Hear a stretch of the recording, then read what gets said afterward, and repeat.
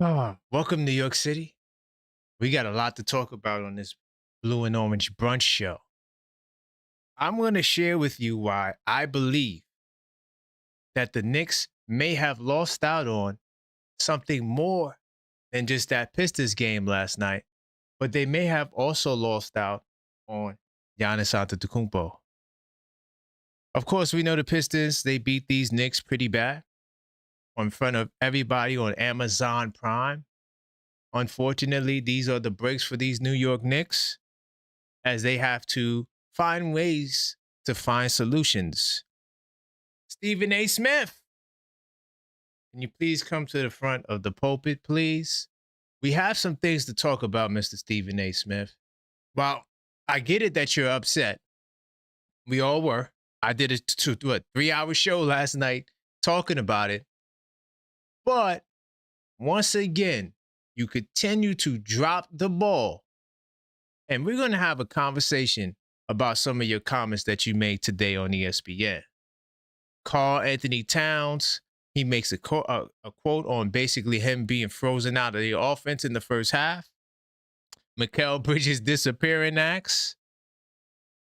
We're also going to talk about the taxpayer penalties that was just released. We're going to discuss that today on this episode of the Blue and Orange Brunch Show.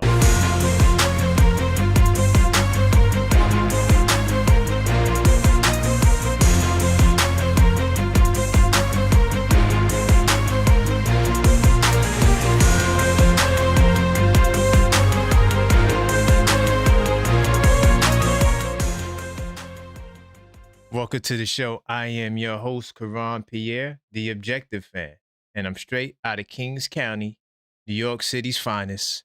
Man, you know the vibes. Tell a friend that we live, man. Hey, welcome to the Blue and Orange Brunch, man. We got an action-packed show. I want to give a big time salute to everybody that's in the building early. I see you, Zach, in the building. The super producer, Maxine, in the place to be. I'm Watchdog. Big time salute. Salute to all the channel members. Salute to all the subscribers. You know how we get down as soon as we enter this show. We have to get the likes up. So as you enter the show, smash that like button. It helps show the algorithm that we are a great show, a quality show. So make sure you do your part and you continue to smash that like button on the way in. Of course, we noticed that in the last 28 days that 60+% of our viewers are not subscribed. Help us close the gap with YouTube and smash that subscribe button. We're on the road to 10,000 subscribers. And our first milestone is 5K. And of course, we have the 5K giveaway. All you have to do, I repeat, all you have to do is subscribe to be entered into this contest where you can win a Jalen Brunson rookie trading card, okay? So make sure you guys get that done. I do appreciate you guys' support. This morning, we dropped the first episode from the 24-hour show, the Knicks Fanathon, the first ever live stream done in Knicks fan community history. Not even just Knicks fan community history, NBA fan community history. If you missed out on the 24-hour stream, we will be dropping a new video each part every day going forward. And if you are a channel member, you get to binge watch the entire series. So this weekend, if you ain't got much going on and you want to binge watch the entire 24-hour stream, we did it. And we made it happen. So big time salute. I'm going to get right into it. I want to talk, there's a couple of things I want to talk about as I do some things behind the scenes with research mode. A lot is going on in the NBA. And, you know, everyone's talking about these Knicks and their poor performance against the Detroit Pistons last night. It was a terrible showing.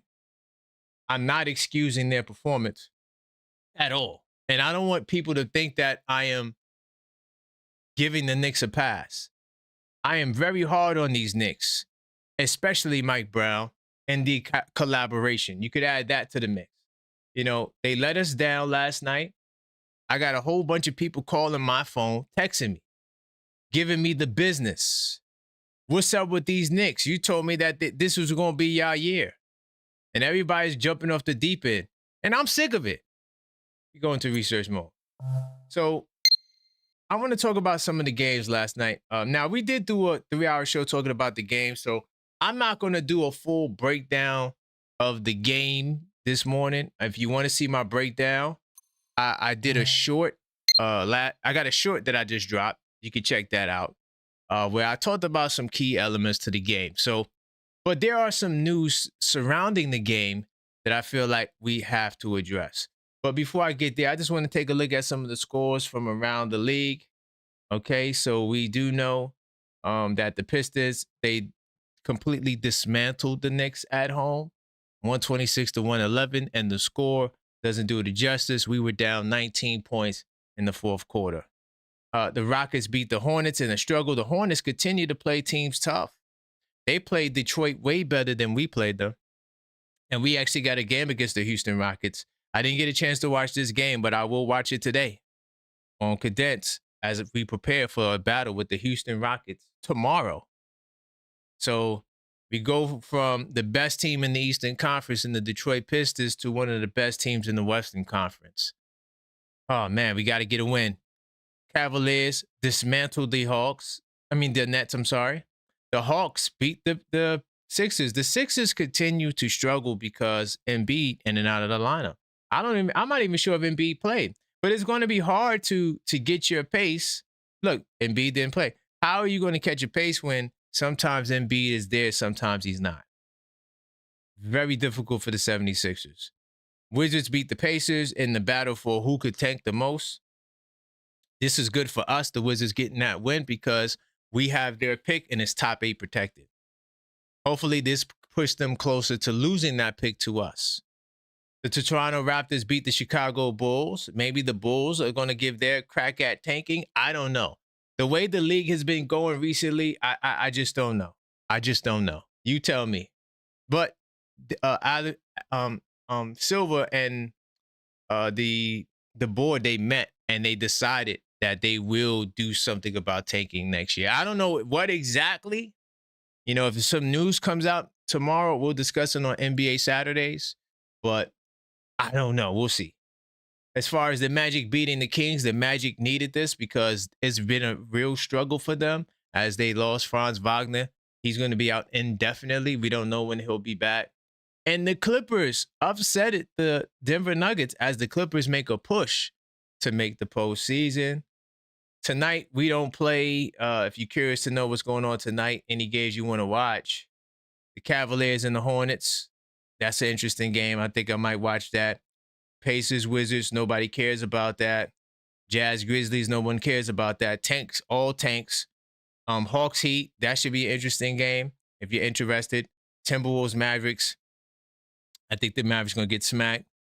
Pelicans, Bucks. Nobody gives a damn about that. Nets versus the Thunder. The Thunder got to try to reclaim first place in the league because, unfortunately, the Detroit Pistons have taken that title from them. The Los Angeles Lakers and the Clippers. That's going to be an interesting game. I might watch that as well. Nuggets, Trailblazers. Nuggets need a win to bounce back. So that's the schedule for tonight. I'm going to get into my first topic. I got a lot to talk about. I'm going to get on Stephen A. Smith. I took notes. I couldn't believe what I've seen. I don't watch ESPN. I'm sorry, I don't. It was sent. The clip was sent to me. And Max was like, hey, we got to talk about this. So we definitely going to talk about it. I do want to start. I want to talk about the taxpayer situation, right? Let me come out of research mode. And as you enter, guys, continue to smash the like button. This is the Blue and Orange Brunch. All right. So continue to smash the like button on your way in. I want to talk about the payroll situation because I feel like we got to really ask ourselves as Knicks fans, what the hell is going on? Because we got one of the highest payrolls in the league. And I know there's no direct correlation to high payroll, meaning that you have a good team. But look at this. The projected NBA taxpayers for 25-26. The Celtics, who are ahead of us right now. The Nuggets, who are also one of the top teams in the league. The Suns, who are also making a push to be a playoff team. Dallas bad. Sixers struggling. Magic, okay, the Orlando Magic, they managed to duck this scenario, and they're trying to fight for their playoff lives as well. And the Toronto Raptors, who are in the playoffs. Look at all of these playoff teams. Besides Dallas, they all ducked below the luxury tax line with pre-deadline transactions, while few other teams remain in the tax, but took steps to significantly reduce their end-of-season bills. Right? Cleveland, for instance, had been projected to pay nearly $164 million in tax penalties. The Cavaliers will still likely have the highest tax bill, and that's why they're trying to perform to a higher level. So they lead the league in tax. But they made a move to reduce their payment by more than $95 million. They were supposed to get hit with the 250, but because they made the move, it brought their penalties down. That's why they made the true trade for Hunter. I keep telling you, there's no such thing as fair in basketball. If you want fair, you got to go to the carnival. There's no such thing as that. All right? That's just the politics and the business of basketball. When you look at that Hunter trade, I know Ellis and I know Schroeder is solid, but to trade Hunter for that, this is the reason why. As far as when you look at the top three teams, of course, our Knicks, who struggle against top teams in this league, with third place in salary and in taxes, sorry, right? Which does put us at third place in salary. But we're paying all this money for a roster, and we can't beat a team like Detroit, who's not even in the top 10 in salary. What's going on? Now, am I jumping off the deep end? Am I going to be like Stephen A. Smith? It's over. I'm not doing that. But but we need to expect more from these Knicks. And this right here puts even more pressure on us to compete for a championship. Golden State has a lot of pressure. Cleveland has even more pressure. We have to, I repeat, we have to come out of the doldrums, and we have to do better, and we have to get to the finals. But what say you about the luxury tax? This number just came out, right? February 20th. And this is what we're working on right now. This is what we're working with right now, right? What I'll do a little earlier, since I had a late start, I had some meetings today. I'm going to open up the phone line. So if y'all want to call up now, you could call up. We could talk about Stephen A. We could talk about last night's game. If you want to call up, now is a good time to call up and voice your opinion. And I'm curious to know exactly where you guys stand. 646-995-8389. Call up and voice your opinion. Of course, if you can't call up because you're stuck at work, you could always send in a super chat or a cash app, and I will respond to your message and treat it as if it was a phone call. All right? Big time salute to everybody coming in the building. We have to get the likes up. I see we got a good amount of people. We need to get the likes up to 70. So make sure you guys are smashing that like button. I repeat, and hit that subscribe button if you're not subscribed as well. We need it to help our place in the algorithm. What's going on, D from Los Angeles? Good morning, Hey, man, talk to me, man. Where are we going, man? What's your thoughts? Well, I'm glad you brought up this topic, because that's what I've kind of referenced every time I talk about the Knicks from the perspective of championships. That salary, right? That ranked, I believe it was either third or second highest payroll, getting spanked by Detroit, who's not in the top 20, not just the top 10, top 20. Some will say it's because Duran is on a rookie contract. Well, he didn't play yesterday. So, and here's one thing that I want to make clear. Go ahead. It's just a fact. It's a fact, right? And this is the third. That's a good point. Right? But the thing is, I always kind of emphasize that I don't really care about the regular season wins or losses. I care about X and O of the game.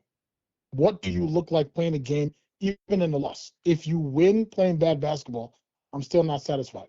But it's important to bring that up because clearly, I think, in my opinion, the Knicks have the most pressure going into this playoffs because I personally think Mikal Bridges and Karl Anthony Towns, Leon is going to find a way to possibly flip them as soon as he can before they lose any more value than they're already losing.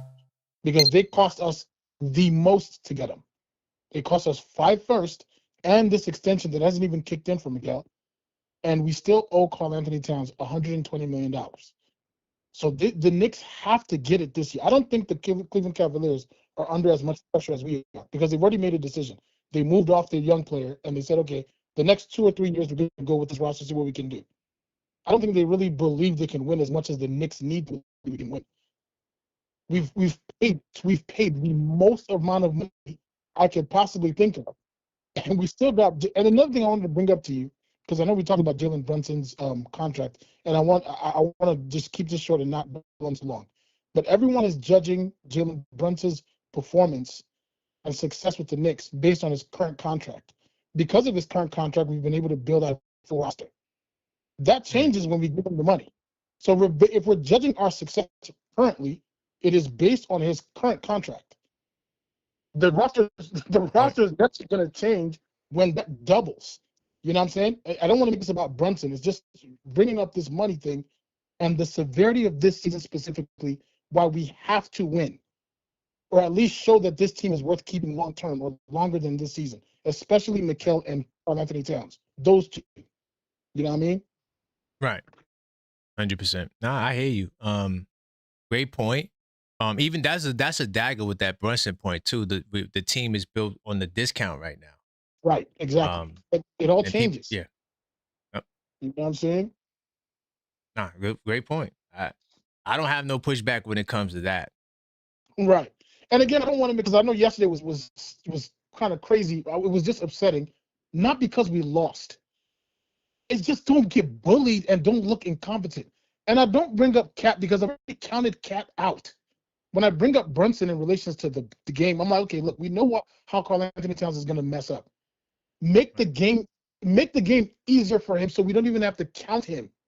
Just give the dude a loop or something, alley-oop something, because you cannot trust him to put the ball on the floor. I don't know if you saw Kristaps Porzingis yesterday play for the Golden State Warriors. Yeah. It do too much crazy. It's not like they won the game. But hey, Cat, if that dude is making like $30 million and he can just do the basic 1-2 dribble shoot, and we're paying you about 50 and you can't do that, you know what I'm saying? And I'm not blaming Brunson for obviously his just dysfunction, Karl Anthony Towns that is, but it's like, hey, Brunson, we know what's going to happen already. So just give this dude some assistance in motion, because clearly we can't depend on this dude. All right, yesterday was just all good. Anyway, it is what it is. Appreciate Mike Brown, you, brother. I'm watching you, Mike Brown. I'm on Mike Brown's head. I'm letting you know. Yeah. I'm on Mike Brown's head. Smiling after they lost. I'm like, you're smiling again? That's why I'm on his head, man. But I appreciate you, D, man. Great I got call. you, no doubt. Stay up. Big time. All right. So I didn't have the clock set up, but I got it now. Keep the calls coming. 646-995-8389. Hold on, give me 2 seconds. Okay, I'm good on this side. So yeah, 646-995-8389. I do got some more callers. And we're gonna keep the calls coming through. Get this back up there. Okay, bam. So yeah, if you want to talk about the loss last night, we still talking about that. And like he said, Mike Brown is still on my hit list. I feel like he has to get the brunt of the blame. You smiling and cackling because that's your boy. I know you babysitted him when he was a kid, but he's a grown man. You babysat him. He's a grown man now.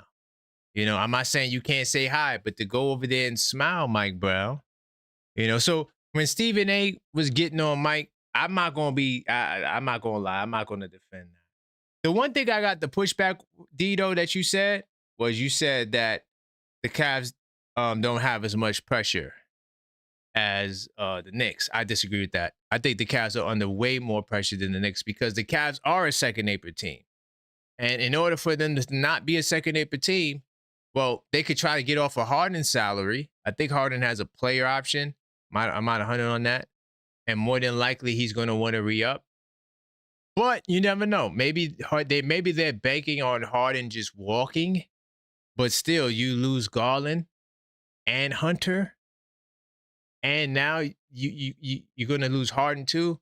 That's a lot of losses. I think they're under a lot of pressure to justify spending money keeping this team together if they can have success. If the Cavaliers don't have success, yeah, they're going to be a way different team. Let me see if this person's still ready. If I do miss your call, I will call you back. 646-995-8389. Call up, voice your opinion. I'm curious to know what your thoughts are on these matters. Hey, caller, state your name and where you calling from. Hey, my name's Miguel. I'm calling from AZ, but I'm from Queens. Big time salute to Queens. So from Queens to AZ, where you want to go? Well, I want to talk about Mike Brown. I feel like he need to be pressed. He need to be pressed about him being all buddy with all the other coaches. I know he's cool with all of them, but it's like even when we win and lose, I don't want to see him buddy with any other coaches. They all are enemy when we on that court. That's a fact. Feel me? And then also the matchups were fucking horrendous. Oh, excuse my French. Yeah. Yeah, but like I feel like the matchups were horrendous. I feel like he could have done way better on the matchups. And I like your point that you made. I feel like we should always just let Cunningham do his thing, and then guard up on everybody else. Oh God, it's simple, bro. It's crazy. You're right. Go ahead, brother. Is it? I somebody else called in who was at the game and he said the same thing like last night, and I'm like, yo, brother, I'm glad you seen it because I know what's going to happen. I watched the Pistons. I saw their last 10 games in a row. I know exactly how they want to play. I know exactly what they want to do. I know I don't know more than the Knicks coaching staff. Somebody had to see that. Nah. Sometimes I'll be feeling like you know more than the coaching staff. Because you be saying certain things, I'll be like, oh my God, bro. Why don't they hire the objective Knicks fan, man? Hey, I'll take it. I'll take the job. It's crazy at this point. Because they not seeing it. I feel like they're not seeing it. It's not making any sense. And I know they got a lot of guys, a lot of options they could choose from, and all that. But against defensive teams, we need defensive guys on the court. But also, we also need our shooters too. But we gotta Solchamp did good while he was out there. I feel like if they would have gave Solchamp the Awards minutes, it would have been a little bit better because Cade was already getting frustrated with him the little minutes that he played. You saw he had antics. Yep. You feel me? So, and I feel like that would have been better because Diawara, I love Diawara. I love his shooting. I love everything about Diawara. But you know what I'm saying? He got to be not that he got to be more physical. He's young. He's gonna eventually he's gonna become more physical on defense. But Solchamp already proved he could do that. Right, exactly. Yeah. And my little brother's a Spurs fan, and we was having a debate before he got traded. I was like, yo, if we had Solchamp, you feel me? We wouldn't look so weak out here sometimes. 10 That's a fact. Seconds. I agree with you, brother, man. So I'm glad we got him. I just hope they use him right. Yep, I agree, man. Thank you for the call. I got your name and number locked in. You already. So when you call back, I know exactly who you are. Thank you, brother. All right, word one. All right, peace. We got Knicks fans everywhere. All right? We got Knicks fans everywhere. Before I take the next call, smash the like button. All right? On the way in, y'all. We got to let YouTube know that this is the show. All right? We do 100 like minimums over here. Big time salute to the chat. I see you, Zach, in the building. I see you guys. You guys got to make sure we smash in the like button, man. We got to get the likes up dramatically. I do appreciate you guys, and we are definitely taking phone calls. And also, if you are triggered at any point in time, after you make your initial 3-minute call, everyone's entitled to a 3-minute call. We also have the $5 callback rule. So if you do want to call back because someone triggers you, And they may, okay? You can hit the Cash App, Linktree, or the Super Chat. Let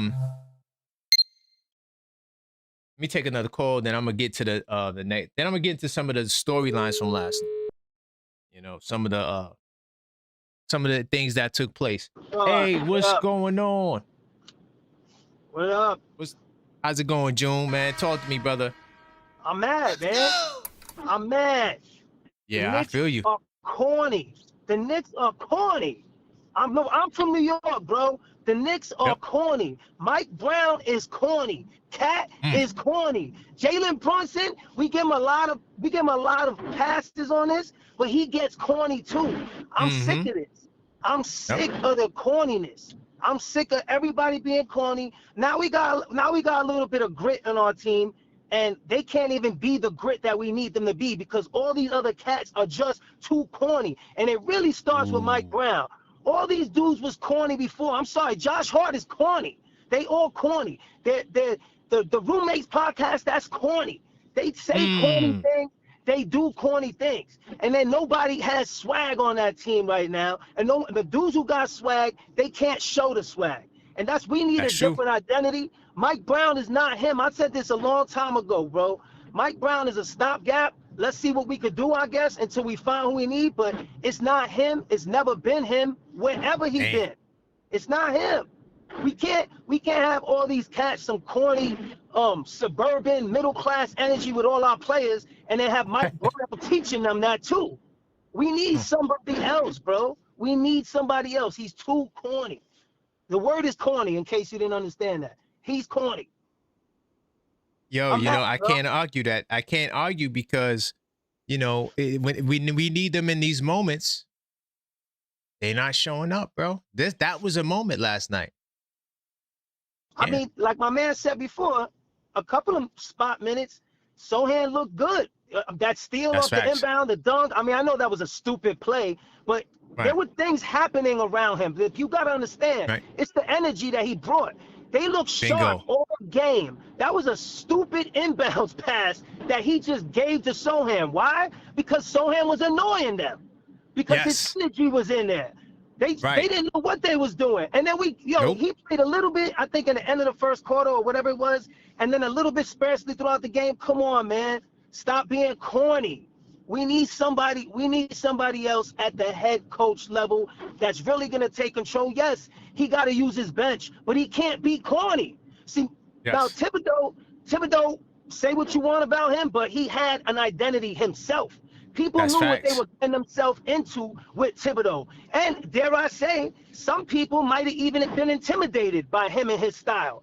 Obviously, certain players don't even want to play for him because of his style. But what does that mean? It means that he is who he is. That's what that means. It means that people respect who he is, and they either avoid him or they deal with him. But they know who he is. Mike Brown is nobody. He doesn't even have his own philosophies, I believe. It seems like he's trying to incorporate Steve Kerr's joints over here too much, and we're not that. We're not that. Exactly. I hate to say it. I'm a Knicks fan. I was praising Jalen Brunson for many years, but this year, Mike Brown is making it look like that contract makes sense that he signed. And that's a problem. Fire call, brother. You brought the energy. Brother. I have no disagreements. Man, have a good one, brother. Salute. You too. Please say corny once. Corny? Nah, they corny. I'm riding with you. Thank you. All right, I'm riding with you. I got you. Big time. Yo, usually I would defend that, but how could I defend? I can't defend that. And he brought up Jeremy Sohan. I want to look at this. But before I get to this, big time salute to my man AP on the super chat. He says, absolutely hate this group. When they lose in May, damn, they all have to go, including Leon. Woo, hold up. Whoa. He said they all, hold up. Wait, nope. I got to get the soundboard up. Hold on. It started to get spooky around here, y'all. I got to get the soundboard up. I got to get this. Hold up. He said it's starting to, he said, including Leon Rose, to make another decision for this team. Definitely hit that likes up. I appreciate that. Yeah, we got to get the likes up, like AP said. I agree, but yo, listen, man. He said everyone can go, including Leon Rose. How do y'all feel about that?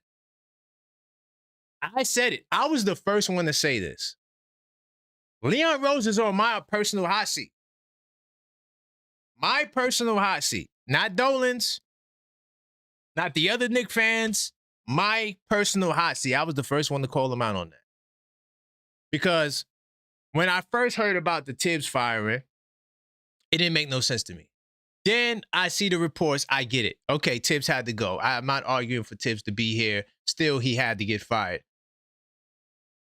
But where my criticism is the moves that we make and we don't make, a la Giannis Antetokounmpo. By the way, I am going to talk about Giannis, all right, in a second. And my thing is that if our singular focus is to win the championship and we don't achieve that goal, am I supposed to be like, oh, yeah, next year is going to be our year? The Detroit Pistons are primed to be the best team in the East or the league in the next 2 years. Those young boys are getting better. They're not going to get worse. We can't say the same thing about these Knicks. The only way we can get better is if we go get that man in Milwaukee. I'm going there today. I'm consistent. I've been talking about Giannis for damn near. I look back at a podcast. We've been talking about Giannis since before the Towns trade. Salute to everybody who watches This Week Inside the Knicks. We've been doing that podcast for going on 2.5 years now, where I read every single piece of news. And I'm telling you, the pressure is on. I'm not saying we can't get it done like Stephen A. Smith. We're going to get to that. I'm not saying that. But what I am saying is the pressure is on. You're top 3 in luxury tax. You got one of the highest payrolls in basketball. This team needs to produce. What we seen last night, we shouldn't have saw it, even though it's the regular season. Oh, it's the regular season. And we know that there's no correlation. But at the same time, it looks bad, bro. It looks bad. And I ain't going to lie. To double down on what my man June just said, yo, that Roommates podcast is hard to watch, B. I couldn't even watch the Scott Van Pelt episode. I said, yeah, I can't do it. Normally, I try to watch the basketball-related stuff. But Scott Van Pelt, he talks on TV. It's not like he's a basketball guy. But all I'm saying is, they got to turn it around, man. They want to show me something. They got to win these next 4 games. And maybe I might forget about the Detroit Pistons game. So AP, I hear you. The pressure is on, but maybe that's a real question. Maybe did we hire hold up, that's going to be the poll for tomorrow. Did we hire the wrong guy? I got a poll in the community section right now, and it's talking about Brunson and Towns being incompatible. Like, what's the reasons for it? Like, why can't we feature those 2 more? And so you can go vote on that poll. But is Mike Brown? Maybe we need to put more onus on him. And the collaboration. That's why I'm glad AP mentioned Leon Rose. Because remember, they wanted guys who could collaborate. What is going to be the result of the collaboration? Was Coach Tibbs on to something? I'm Coach Tibbs. I'm the coach of the team. I don't need you to help me coach. How about you go get me the players I want? I don't want DeLon Wright. I don't want Precious Achiuwa. I don't want none of these dudes. Give me my guys. Yeah. But because we kind of talked about Sohan, I want to get this Sohan point out. Then I'm going to get to Giannis. Then I'll get back to the phone line. But Sohan, it took one play to win over the Knicks. Yeah, I think it was more than one play. But when he did get that swipe on Cade, I thought that was pretty damn impressive. And the block on Cade too. So my thing is this with Cade. With Sohan, play the brother. can't get any work. You don't want to play Mo Diawara. You like him, but you don't trust him. So play Sohan. If one thing you can't do because you don't know the playbook, you could play defense. That's one thing we know that the brother's going to do no matter what. So what are your thoughts on Sohan? It should Mike Brown throw him into the fire the way he said he was going to do yesterday, but he didn't do it. We got the Houston Rockets coming. They're a good team. They haven't been playing their best basketball. Got to get it done. I'm going to get back to the phone lines in a second. I got to also talk about Giannis because I just want to address something to all of the people that kept talking about, oh, we got to wait till the summertime to get Giannis. Remember that? Yeah, we need to wait till the summertime. We need to wait till the summertime to get Giannis. Well, I just want to let y'all know this. NBA execs expect Giannis' suitor list to grow well beyond the Knicks, Heat, Warriors, and Wolves. I got a clip I'm going to drop. It's talking about Mitchell Robinson and Giannis and the link between that. I talked about it yesterday on the show, but I'm going to drop that clip probably this evening. I'm going to drop it, right? It's going to be way more difficult to trade for Giannis in the summertime for a multitude of reasons. Way more difficult because the thought process was, oh, we're going to have a bigger package, right? We're going to have a bigger draft pick package. We're going to be able to put together a better offer. If the Knicks lose, we could just trade for Giannis, right? That was the thought process. Well, listen to this. Even if they ultimately fall short of landing him, that sort of well-publicized pressure typically signals other suitors that they better be prepared to come up with serious offers.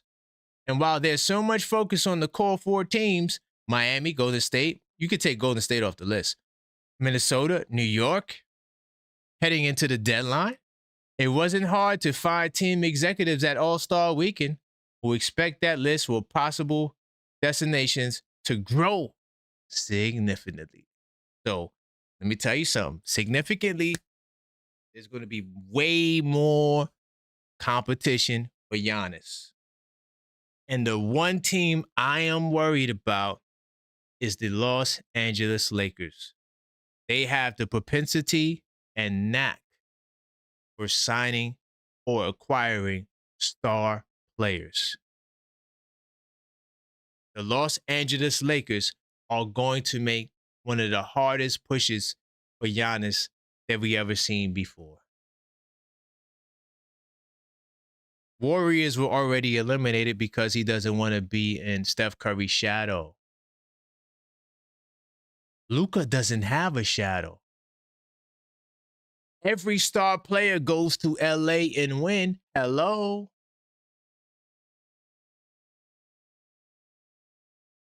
The option that we thought we were going to have in the summertime may not be there after all. Mind you, to all the people that says you have to gut your team, I don't really care about gutting my team. You see last night, I keep telling you guys, what has these guys done for me to say I don't want to trade them? In the next 20 years, no one outside of New York City or Toronto or Phoenix or maybe even Brooklyn are going to remember Mikal Bridges and OG Anunoby. I know y'all don't like the way Big Bodega Cat looks. Y'all willing to move off of him? But I'm telling you right now, you had Giannis Antetokounmpo last night. I'm not saying you would have won the game, but Brunson would have been the only one with 30. These guys have consistently failed in stepping up to the plate. And now the one guy who I always wanted may not be there.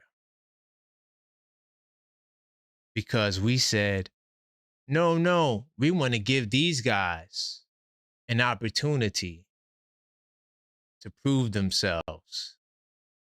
Well, I'm praying and hoping that last night will not be the example of how we will fall short amongst these top elite teams in the postseason. So, yeah, keep the calls coming, 646-995-8389. But before we do that, we got to get the likes up, all right? We don't have enough likes in order to continue. We're only at 50. You got to continue to smash the like button so I can get some calls. The phone lines are jammed. I'm letting you know. The phone lines are jammed, so you better get your calls in now. But we have to continue to smash the like button. It is imperative for the algorithm so they can know that this is the place to be. And we have to continue to smash that like button. And then also, if you didn't smash the like button, you got to smash the subscribe button. It's only right. Because we know that in the last 28 days, that plus 60+%, not even just 58.8%, the numbers went up. We can't keep up with the graphic. And that's cool, but we have to close the gap. So subscribe if we're not subscribed. I know the majority of you guys are not subscribed. I do this every day, twice a day, no matter what, giving you your Knicks fix. We will also be back here tonight. So how else are you going to know if we're back here unless you subscribe, hit that bell icon, of course, smash that like button, don't forget. But we're on the road to 10,000 subscribers, and the next milestone is 5K. And once we get to 5K, we will begin the giveaway process. So this will be the first one we'll do once we hit that. We got more when we get 7, when we get 8, when we get 9, when we get 10. It's best that you stay along on the journey because you just never know. You could be the one. We are going to give away this rookie, Jalen Brunson, trading card. All right? So all you have to do is subscribe. You don't got to do nothing else. So continue to smash that like button and help us achieve our goals. Also, if you can't call up, a couple of things I want to share. You could always send in a donation, and I would use that in place of your phone call. And also, if you want to call back after you do call, that option is available. Send in a super chat or a Cash App, and that'll get you right back on the line. All right? So I'm going to get to Stephen A. We working our way towards Stephen A. Stephen A. Smith, man, you know, I get it. You know, it's good. It's good for TV. It's good for, you know, to dump on the Knicks and say what you say. But, bro, are you a fan of the team? I don't know. Let's see if this person answers. Once again, if I miss your call, I will call you back. So we'll try it once again. Let's see. 646-995-8389. All right. Now is the time to call. Your call has been. All right. Boop, boop, boop. Okay, I got you back. Call back, y'all. If I miss your call. Hello, caller. State your name. Where you calling from? Brooklyn. Big time salute, Brooklyn. Where you want to go, man? Man, I want to go with last night's embarrassing loss to the Detroit Pistons with the Knicks. Yes. Even just turn down your background, all right? Turn down your background. Okay, hold on. Let's go. Big time salute, Brooklyn. Where you want to go? Your background too loud. Big time salute. Get the likes up, y'all. Get the likes up while we wait for Brooklyn to cook. Okay, Brooklyn is back. Let's go. Okay, my man. Last night's game was very embarrassing, but you gotta remember, we got to stay patient and allow these Knicks to get to the playoffs and see how things work out in the playoffs. Remember last year, Boston had our number last year. Mm-hmm. Right? Boston beat us. I'm gonna get to that. Huh? Yep. I'm gonna get to that. Boston Celtics had their way with us last season, and what we do in the playoffs, we took them out. But that was Tom Thibodeau's coaching team. That was Tom Thibodeau's Knicks. Now we're gonna see what Mike Brown is gonna do in the playoffs. Yeah, we're gonna see. So all we gotta do is just stay patient and let's just stay the course and let's see what goes on playoff time. Come playoff time. I'm Brooklyn and I'm out. Thank you for your call. Thank you for allowing me to call. Big time salute, Brooklyn. I got your name locked in. All right, big All time. right, I'm Dave from Brooklyn. No doubt. Got you, Dave. All right, big time. My man. All right. Kings County in the house. Let's go, man. You know how that goes. We represent all day, every day, but I also rep the entire city and the entire Knicks nation. You know what? I might as well start. I'm gonna get into my Stephen A. a little bit. We'll get into a little bit of Stephen A. We gonna tackle this in segments. To piggyback on what the caller just said, right? Stephen A. Smith, he says, and this is what I'm talking about. Guys don't watch basketball, bro. They're not watching the games. Trust me, they're not. And if they are watching the games, then they just got bad memories. I'm not going to act like I remember every vivid detail of last year. But I do remember Boston giving us the business. Stephen A. Smith got on the national airwaves. It said that Coach Tibbs would not allow us to get pimp smacked.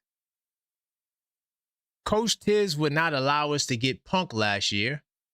We didn't look this bad all of last year. And I'm like, wait a minute, huh? Hold on, this is a mystery to me, y'all. He said, all of last year, we didn't look this bad.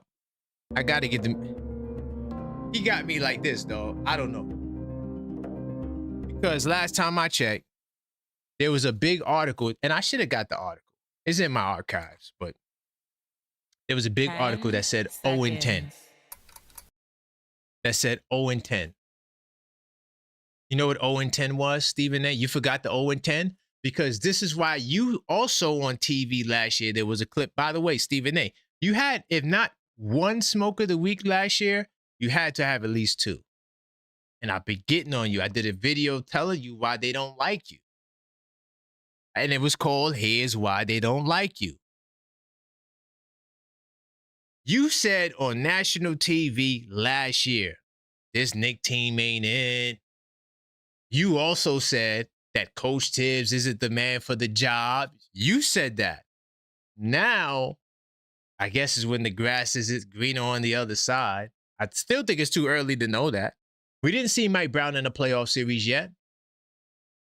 And I know nobody cares, but he did win the NBA Cup.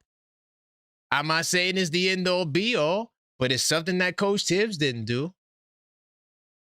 I know it's not the end-all be-all, but hey, he's up 2-1 against the Boston Celtics. That's something that Coach Tibbs didn't do last year. We were 0-10 against the top 3 teams in the league last season. Our record this season against top 10 teams is 7-6. Mr. Stephen A. That's way better than it was last year. We were 0-10 against 3 teams. So yes, we're 0-3 now. We're 0-3 now to the Detroit Pistons. But we're 2-1 against the Boston Celtics. We didn't play Oklahoma yet. Stephen A. If we figure it out, by the way, salute to Monica McNutt because she held it down for the most she could. She tried to give him some reasoning. Like, you're not even going to give them a chance to redeem themselves? Like, we acted like last night's loss was the end of the season. See, I disagree with that premise. Because I've been watching this Knicks team. They had the #1 defense still in the last 11 games in the NBA. Still, even after last night's loss. This Knicks team has had some really good performances in the 8-game winning streak. Top defensive performances against top offenses in this league. I am not going to dismiss the Knicks as if this is it. Yes, I got a bone to pick with Mike Brown. I do. I'm not satisfied with what I'm seeing from Mike Brown. I'm not saying he's doing a bad job, but he's not doing a great job. but we went 0-10. Let me give you some of the scores from last year, because this is what created the 82 night series. Hold on. By the way, now since I'm talking about the 82 nights, and I'm about to give Stephen A. Smith this work because he's bugging the hell out. This little spreadsheet I got right here created this. The 82 night series. You could go get yours now so you can capture the moment. So you could be able to just whip this out and be like, wait a minute. I can actually go back to this game and see what happened. I don't got to just get on the mic like Stephen A. and just make it up. I'm just going to go back into my archives. We got the playoff edition to this out right now. Well, the pre-orders are out right now. You can hit the link tree to place your order. All right. Now, there's some more things I want to get to, but I just want to read off these Boston scores. So the first game of the year, we got smacked 132-109. That was the first game, and that was in Boston. Okay, cool. Now let's go to the second game. The second game against the Boston Celtics, we got smacked 131-104. That was on ABC. Oh, and by the way, that was in Madison Square Garden. We lost by 16 last night. Last year against Boston in Madison Square Garden, we got smacked 131-104. You got on the airways, Stephen A. Smith, and said, these Knicks are not good. They're not better than Boston. And you did your same diatribe. Yo, it's the same playbook every year. Stephen A., you would think that you would have to switch it up, but I guess you don't, because you say you got the #1 show in the morning. But you said the same thing last year. At least if you're going to speak on the matter, be consistent. I'm calling you out for your inconsistency. I'm not saying you don't have a right to be upset with the way the Knicks lost, but yeah, then the second game we get smacked in the Garden, right? Okay, cool. So let's get to the third game. So the third game in Boston, we fought hard, but we lost 118-105. We're down 0-3. You're going crazy on the airwaves. That's when you start to see 0 for 7. Oh, the Knicks are 0 for 7 against top teams. One thing I could guarantee about this Knicks team this year is you won't see 0 for 7. It's impossible. We already beat Boston 2-1. And if we lose these next 2 games to OKC, okay, we'll be 0-5, but it won't be 0-7. For the record. Because Stephen A. Smith said last year's Knicks team didn't get punked. So that's the first 3 games against the Boston Celtics. And then the last game in the Garden, which was a pathetic attempt, we lost by 12 points, 119-117. That was last year. Don't forget to add we went 0-4 against the Cleveland Cavaliers. Those games wasn't as decisive, but we still went 0-4.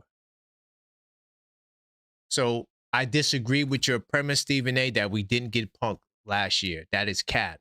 I got a little bit more, but I'm going to get into some phone call. Let me just double check and make sure we at how we looking right now. We got to continue to get the likes up, y'all. I am not satisfied. We do not have 100 likes. Shame on you guys. We got to make sure we're smashing the like button. I got some more things to talk about with Stephen A. Smith. I got to get on Mike Brown's head too, because Mike Brown dropped the ball. I'm not saying the man needs to get fired. That's crazy. Because I got to see him in the playoff series before I fired him, man. But while we wait and we move on to the next episode or the next parts of the show, we got to continue to get the likes up. Smash that like button, all right? And make sure you guys are subscribed if you're not subscribed, because we know that in the last 28 days, 60+% of you guys are not subscribed. So we got to make sure that we are doing our part to let the algorithm know that this is the place to be. So continue to smash that like button, and we need to get the likes up. Big time salute to my man AP. AP last night convinced me this team is done. Okay, they are just a filter for the playoffs. TV stats. Damn, I don't want to get my 2 games in March. That's it. Damn. Oh my God. AP, I can't be mad at you, brother. And I'm not mad at you. I can't be mad at you for your opinion. I don't get mad at people for their opinions. I'm I just can't be there. I can't go there just yet, AP. I'm sorry. I can't do it. I feel as though we got some energy. I feel as though we have some life left. And it ain't over till it's over.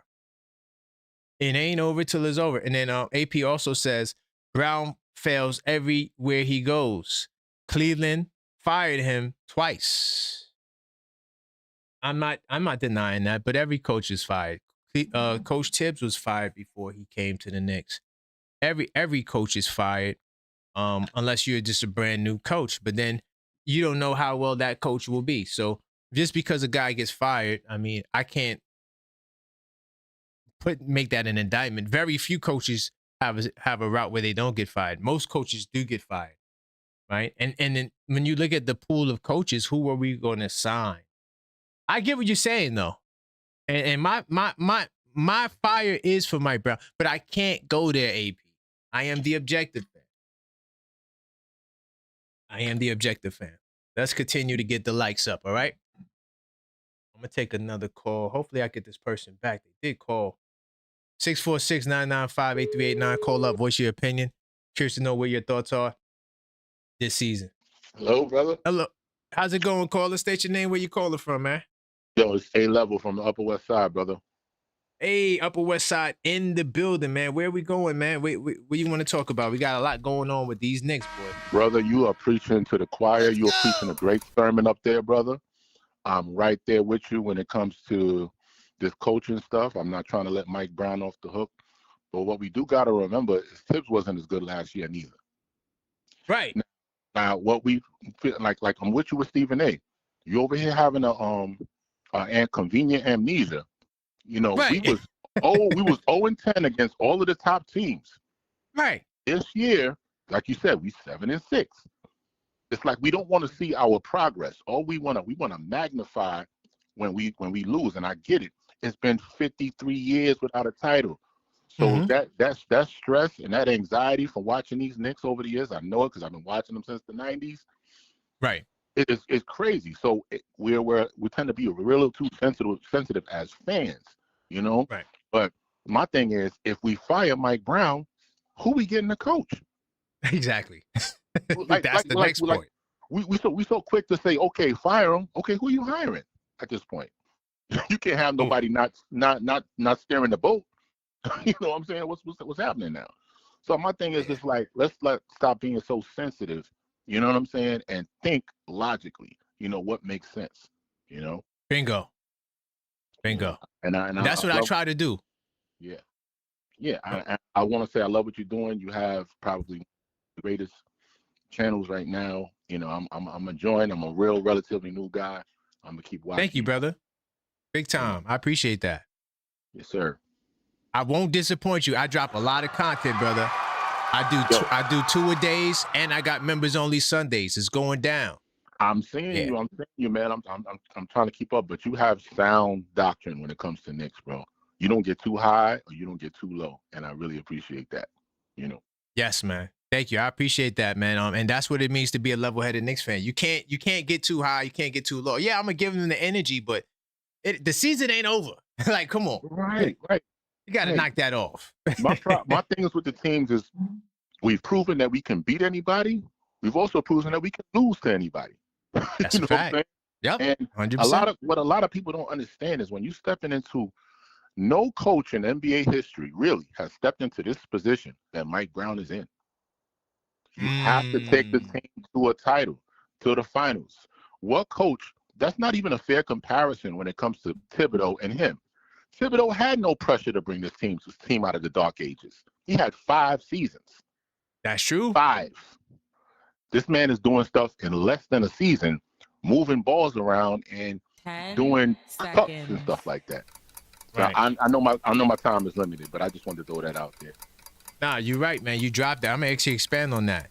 Great call, brother. I got your name and number locked in, brother. Big time. Yes, Upper West Side. Let's go. All right. Peace. All right. Big time salute. Great call from the Upper West Side. I think he dropped the point that really is fire when you really think about it. He said No coach in NBA history. And at first I'm like, where's he going with this? Has that level of expectations. What other coach you know got hired and had to win the championship? You could just stay in recent years. Don't even go back to 1970. Let's just look in the recent years. Whether you want to look at Nick Nurse, Doc Rivers, who else? Other guys that got hired, Tyronn Lue, all the guys that got hired, they didn't have that pressure, you know. And I don't think that it's necessarily championship, but I do think it's finals. And even that is still a high level of expectations. I know Mike Brown keeps saying, oh, no one has higher expectations for me. But that's a lot of pressure in New York City, boy. With all of these channels and all of this media and all of this press and the pressure and the grumblings and Stephen A. Smith, and you got all these things you're dealing with in Sacramento, you don't got that pressure. So, hey, you know, there could be something to that. That was a fire point right there. I think we have to take in consideration. That's why I get on where Mike Brown does, not necessarily him. I focus on more what he does. How's it going, caller? State your name and where you're calling from. What's going on, family? Yeah, oh, can you hear me? My bad. Yeah. My name is Drew. Yeah. I'm from Detroit. Oh, man. So you one of the Detroit people, all right? Oh, yeah, for sure. I just wanted to chime in. Number 14. Go ahead, brother. Go ahead. All right, bet that. Hey, but I ain't no hater, though. Okay, it's cool. It's just fun. It's fun. Go ahead. I feel you. All right. For sure. Where you want to go? Am I? Oh, okay. So yeah. So what I wanted to chat with you about, man. So I've been watching you the past couple of days. First off, definitely appreciate your expertise and your knowledge. You know what I'm saying? Thank you, man. And thank you. Yeah, for sure. But you know, this is the thing with the Pistons and the Knicks. So what I want to talk about is the Knicks and championship DNA. Okay. So when I look at the Knicks, it's a few things, right? And I'm saying this because I experienced winning 3 championships in Detroit. You see what I'm saying? Right. So the thing is that when you have championship DNA, you have to have a makeup that also aligns with the DNA of the city. You see what I'm saying? And the thing is that with the Knicks, they have a very similar DNA to the Pistons. Hard-nosed, tough, gritty. So when you think about the teams from like the 94 Knicks, the 99 Knicks, right? They had tough guys. They had mentally tough guys. They had enforcers. They had guys that was a little bit on the crazy side. Mason, Oakley, Greg Anthony, Derek Harper. You had all these guys, right? And the thing is that it aligned with the city. Those are the teams that the New Yorkers love because they just fought. You see what I'm saying? And the thing is that even when you look at the 99 team, you had Crazy Eyes, Kirk Thomas, Sprewell, LJ, Camby. Charles was probably the only player in history that two-piece Kobe. You feel me? Yeah. The only one. Yeah. The only one. You see what I'm saying? So I think that when you look at this team, right, there's a couple things that I kind of observed from last night just watching the game. Is Cat going to get a defensive stop that changes the series? Is Brunson going to do that?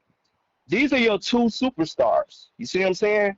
So you can do all that on offense, and I know that, you know, I've been listening to a lot of the fans, and they talking about Cat getting involved in the offense, and he needs to be involved. No, Cat needs to demand being in the offense. If you in the game, and this is where IQ plays a role. If you in the game and you seeing that the team is being physical with you, right? You the biggest dude on the court.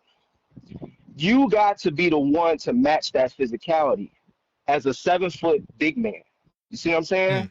So the thing is that when I watch Shaq just took over with his physicality. You see what I'm saying? He didn't allow that. So it's the same thing with these guys. There's no disposition. I watched Cade come through the lane and dunk. Cat got out the way. He got out the way. But look, man, So, I appreciate. Listen, man, I For sure. appreciate you, Lee. This was Yeah. they were good. This might be one of the best Detroit calls I heard in a minute, man. I For ain't gonna sure. lie. I appreciate that, bro. You Hey, might not hey. be a hater. I might have to save you as number 14, but not the hater. That's so. Nah, I think nah, so. I'm I not think the so. hater. Big time.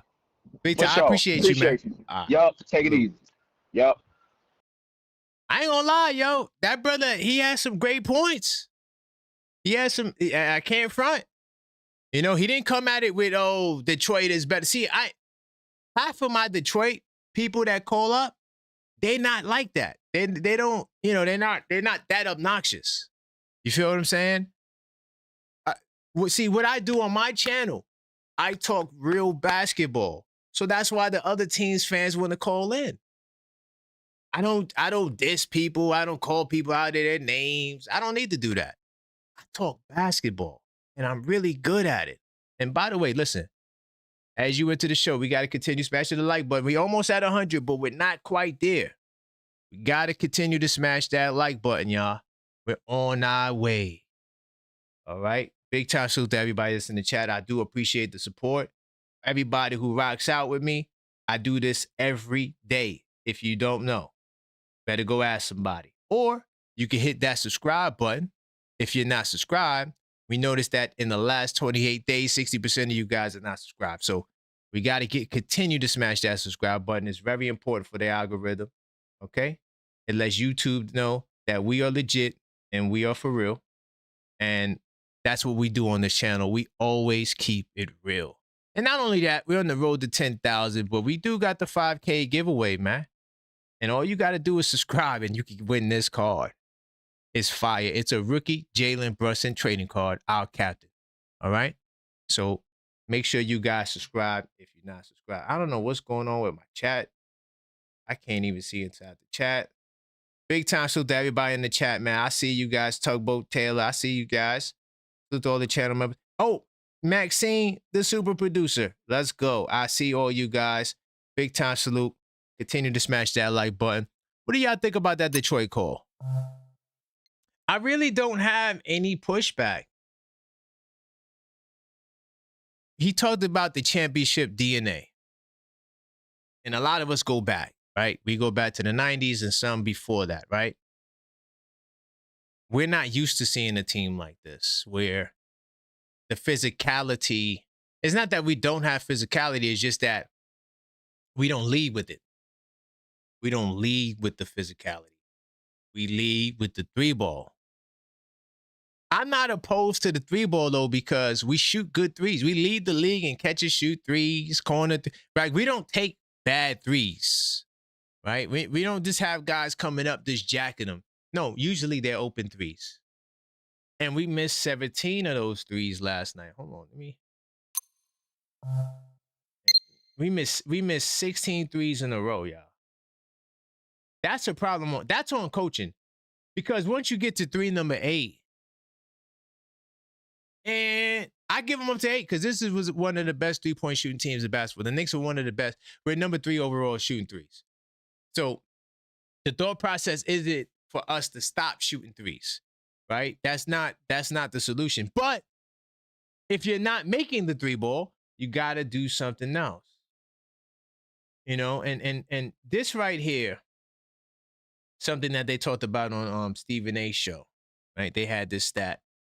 I had this stat too, so I didn't get it from them, but they talked about this. The Knicks have been beaten by the Knicks have been beaten 3 times by a total of 84 points. Do y'all see that? 3 decisive wins. Now, this is the greatest differential since 1977. So this is an eyesore because this is what old media is going to focus on. And now they officially have passed the torch to the Detroit Pistons. The Detroit Pistons are officially the best team in the Eastern Conference. It's funny how we want to... Mike, I'm going to get back to you in a second. Oh, yeah. Hold off, Mike, on that. I just realized something. I gotta tweak that. Anyway, I'll deal with that later.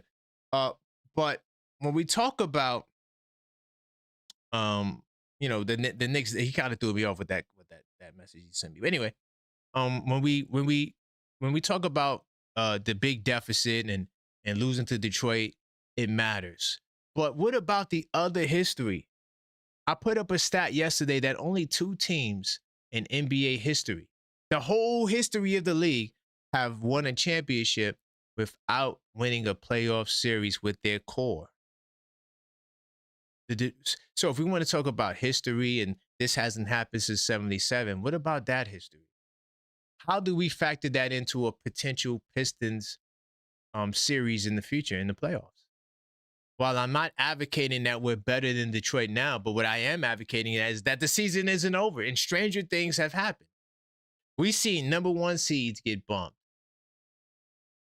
We've seen, you know, number 4 seeds go to the finals. We've seen number 8 seeds go. So just because you finish strong in the regular season, there is no correlation, not directly, right? So that was the point side of things.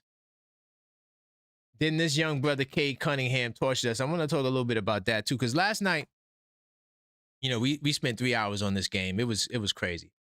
And that show was a success. That was our first ever where there's smoke, there's fire. I like those shows. Those are like, I like when we create a concept and we're facing the other side head on. You know, the Pistons called up and, you know, we had some good conversation. There was a little, you know, we're better than you in there, but they have the right to gloat. But one thing we did, we taught basketball. And Cade Cunningham still had 42 points.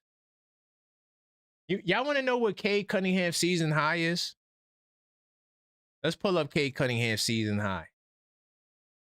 Because it's important. This is what I kept saying for us to do last night.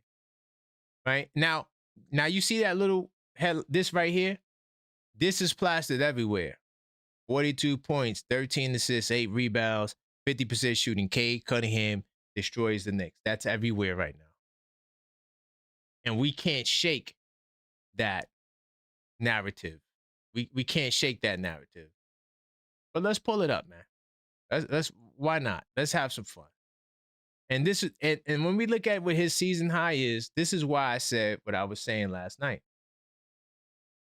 See if I can get it on the screen. His season high, so he almost had it against us, was 46 points. All right, Cade scores 50.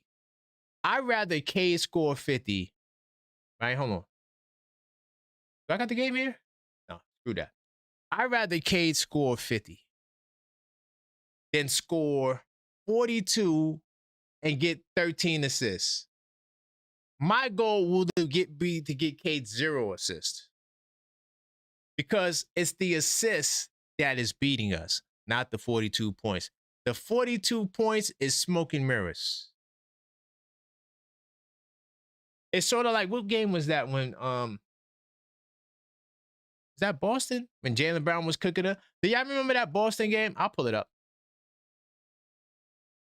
I'm going to show you the Boston game really quickly. Because Jalen Brown was cooking us. He had like 20-something in the first half or something crazy like that. I don't remember. I don't remember. 26. Was it this game with Brown? I'm not sure if it was this game. I'm going to have to go into my notes. But there was a game we were playing a star player, and they were torching us. And we let them torch us. It might have been this game, though. But he only had 4 assists. See that? You got to limit these assists. Because in the game they beat us, right? I'm going to show you something that's consistent. He had 42. Hey, don't that 42 look similar to Cade Cunningham 42? He did only have 4 assists. But this game is different because Boston has a little bit more firepower. So Derek White's a creator, right? Pritchard is a creator as well. So you can't compare Boston to the thing. But the point I'm saying is, stop the other guys. Don't let Cade get 40. You let him get 42 points and 13 assists. It'd have been cool if he would have had 25 and 13. All right. But he got 42. That means your doubling didn't work. So why not just switch it and play single coverage? If he gets 50, let him get. He can't beat you by scoring all the points. How he's going to beat you is by scoring all the points and getting those guys shots.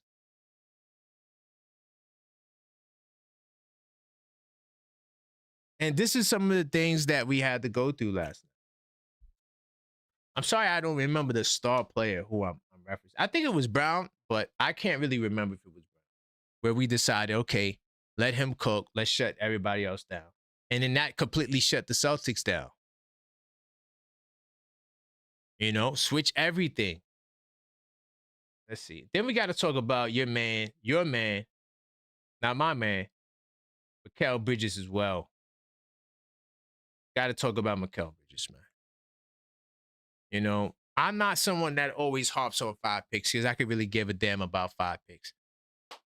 2 of the picks, we already seen them already. Do you even know who those 2 players are? So all the people that complain about Mikal Bridges picks, do you know the players that were drafted this year? The reason why I say that is because if you don't know their names, then that means that almost half of the picks don't even matter. They're irrelevant. So I'm not someone who harps on the picks, but what I do harp is this. Mikal Bridges benched down the stretch again in latest Knicks disappointment. Amid one of his disappearing acts. Are we the first ones to say disappearing acts? I feel like we were one of the first people to say that.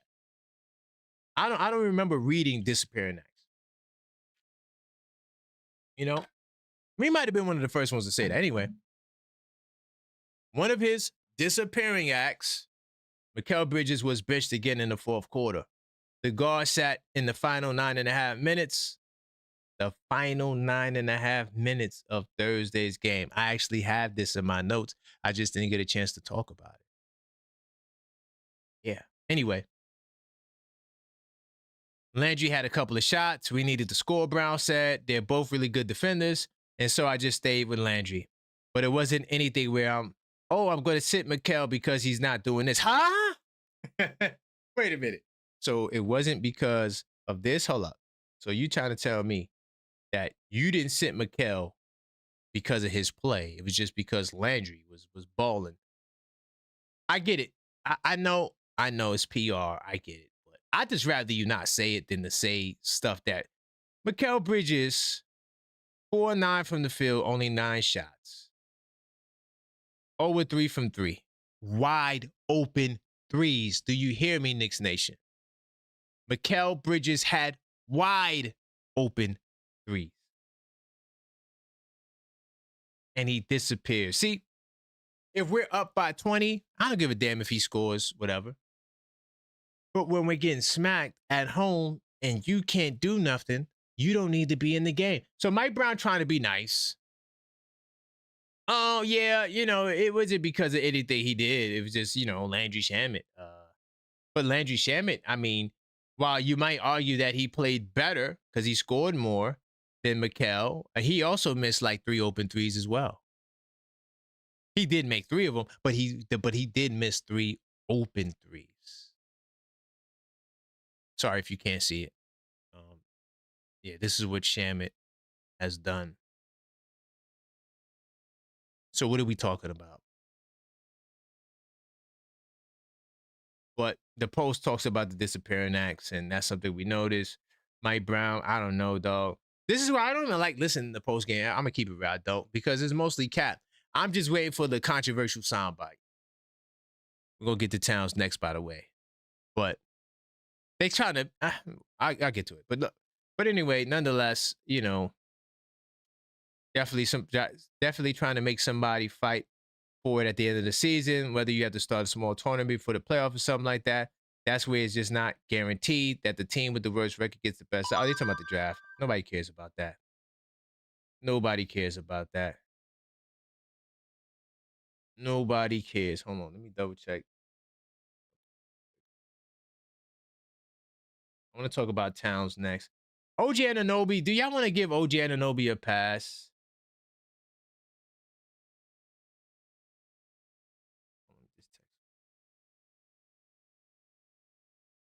Do you want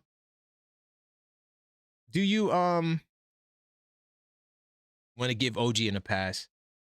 His first game back, he has to match up with Cade Cunningham, but you know, he's been getting some negative press too, but I mean, my problem with OG is that he just kept shooting threes. Why didn't you just drive in and try to get a dunk at least half of the time? He did get 13 shots, so I'm not mad with the aggression. And honestly, I made an argument that OG might need to be the second option in Mike Brown's system, because whether or not he was efficient, he wasn't. But he's just more aggressive. I'm not saying he gets more shots than Towns, but he's more aggressive. So I don't know about OG, but I want to get to Towns. And by the way, if you guys want to call up to talk about this stuff, we can. I got a little bit more Stephen A stuff I want to get into as well.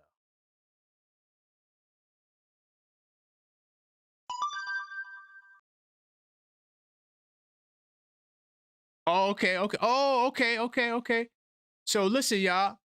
Perfect timing. Big time salute to my man, Mellow Mike. Right? I'm letting him know. Mellow Mike wants to support you guys, yo. Big man, yo, Mellow Mike, man. Big time salute to you, man. Mellow Mike always short support in the channel, man. I appreciate this guy. He gave me, if you're new to the show or new to the channel, we did a 24-hour live stream, the first ever in the NBA community, not just the Knicks community, the NBA community. YouTube hated on us and didn't repost the video. So what we decided to do, we're going to take clips and drop them individually, okay? So the first clip dropped this morning, so you could go watch it, right? And we're going to be dropping a clip every day for the next 11 days. If you are a channel member, you can binge watch the entire Fanathon footage, and you get a bonus episode as well, okay? If you become a member. So just to let you guys know, that's CTA. The reason why I'm bringing that up is because Mellow Mike, he wants to donate a mug to you guys, okay? So what he told me is that you guys got to get the likes up to 150. That's it. We got to get the likes up to 150, and I'm going to show you what he wants to give away. All right? So he wants to give away a mug. And we have two different types. Well, technically, we got three different types of mugs. But he wants to give away one of these mugs, and I'm going to show you the mug. But we got to get the likes up to 150. Mellow Mike has announced the contest. He's going to give a mug away to one of you guys. All you got to do is like the video and subscribe, of course. You got to be a subscriber, all right? So make sure you guys are also subscribed, because in the last 28 days, we discovered that 60+% of you guys are not subscribed. So we got to make sure we're subscribed. But you have a chance to win one of these just by liking the video. We got the black Bodega Cat, the white Bodega Cat, and then the white Captain 11. Of course, the This Week Inside the NYK. I actually got to change this out because we got a new logo. And then we got the black. So you could get one of these mugs. All right? He's donating a mug. All right? And Mellow Mike, I'll get you that code too at the end of the show as well. If I think you are still in the chat, Mellow. So all you got to do, we got to get the likes to 150. Thanks to Mellow Mike, he's giving away one of these mugs. If you are interested in supporting the shop too, you can go to the link tree. The merch link is in the link tree, which is at the bottom left corner of the screen, linktree/TheObjectiveFan. And you can go get you. Matter of fact, we sold quite a few more merch than we usually do this week. So big time salute to all the people who supported the shop. We do appreciate it. And we're going to have way more stuff coming in as well. Like, I think, Max, I want to get into my one design a month. Remember I told you that? I wanted to do that. To all the old chat people that was rocking with me for a minute, I said that I want to do one piece a month. And I think we're going to do that. I think now we're in a position where we could do it. I got the super producer. So whatever I want to get done, she says we could get it done. All right. So as soon as we get the likes to 150, that is a prize. We're giving away a mug. So more incentives to get the likes up. All right. And of course, while we're on the road to 10K, we also have the 5K giveaway. We're going to be giving away a rookie Jalen Brunson trading card. Okay. So all you got to do is subscribe. We keep it simple over here. All right. I want to talk about Towns and some of the things he said. He said a couple of things during the press conference last night that I thought that was pretty interesting. And we're going to see. We're going to see what you guys think about it. Now, if you listen to all right, here's the danger with New York media. Sometimes they be adding sauce on it. They do. Sometimes they be adding sauce on it. And you got to watch the clip. Because the way it was written, especially in the Daily News, I was like, damn, do we got another Towns issue? It just sounds crazy. I'm going to start with this quote, then I'm going to get into the next one. Talking about Towns, okay? So, early in the game, to all the people who watched it, you know that Towns didn't get his first bucket till late in the second quarter, which is crazy. He was going up against a third-string center in Paul Reed, who's not even a 7-footer, and a guy who's a two-way contract named Tolu Smith. He sounded like a football player. That doesn't even sound like a basketball player name, and Cat could not get it going early on. So Towns suggested that the team ran more of his offense through him in the third quarter, where he scored 12 points on 3 of 5 shooting from the field and 5 of 5 shooting from the foul line. Now, that is, okay, quick little segue. Another thing I put in my notes, I didn't really get a chance to discuss with you guys. The free throw line, we did show the propensity to get to the free throw line. Hold on, where's my scouting report? The Detroit Pistons lead the league in fouls, and they lead the league in opponent free throws. They are 30th. They give up 28 free throws a game. So this is a positive going into a postseason, y'all. Let me show you. See that? 28 free throws? That is a positive. The fact that we were able to get to the line, major. Now, we do got to make more of our opportunities, but to be fair, Mitchell Robinson went to the line 6 times. So I take Mitchell Robinson at 50%. So as long as Mitch shoots 50%, I'm good. Right? But because I mean, you can't ask for any more. You know, Mitch averages what, 38% on the season? What are you gonna do? You want this guy to turn into Steve Nash at the line? It's not gonna happen. But this part is a major key to me, right? So Towns getting to the free throw line, that was hell of important. And this is what he had to say. Just trying to make a play, be aggressive and play make. Got a chance to get some shots up, and I wanted to capitalize on these opportunities. He said, I'm just happy I was able and give us a spark at the start of the third on a strong note. What I definitely wanted to do, if I could control anything in the third, was get off to a quick start. I'm happy I was able to do that and find chances to impose my will in the game. I'm happy too, because if Cat didn't do that, man, it would have been a lot worse. It was bad last night, but I'm happy that Cat was able to at least have that moment, so we can't just be like Cat didn't show up completely like we do to Mikal Bridges. But that was the first quote. But the second quote, this is where everybody was going crazy for, and having some issues, or not issues, but feeling like there may have been issues. But if you actually watch the video, the way the question was pitched was, it seemed as though the team was running the offense, wasn't running the offense through you. He was asked a question, right? So a lot of times when you get these sound bites too, do understand they're asked weird questions or they're asked questions that could be finagled in ways that may seem like there's a problem. So Towns are not getting more touches against Detroit down 2 centers. And he says that's been our offense all year, okay? I mean, our offense is our offense. It's been that way all year. Now, if you just read that and I put like, yeah, Towns said that this is how you responded to it. Them not running the offense through him. It really wasn't that. It just was the way he was asked the question, and they tried to make it seem like it was worse than it was. I saw the video. It wasn't that bad. Okay. So he says, so we have our system and we're going to, regardless who's in the game or not in the game, rerun the system that we have implemented for our team to the best of our abilities. So a lot of people feel like that's a shot towards Mike Brown, and it might be a shot towards Mike Brown. But what I'm saying is he didn't say it.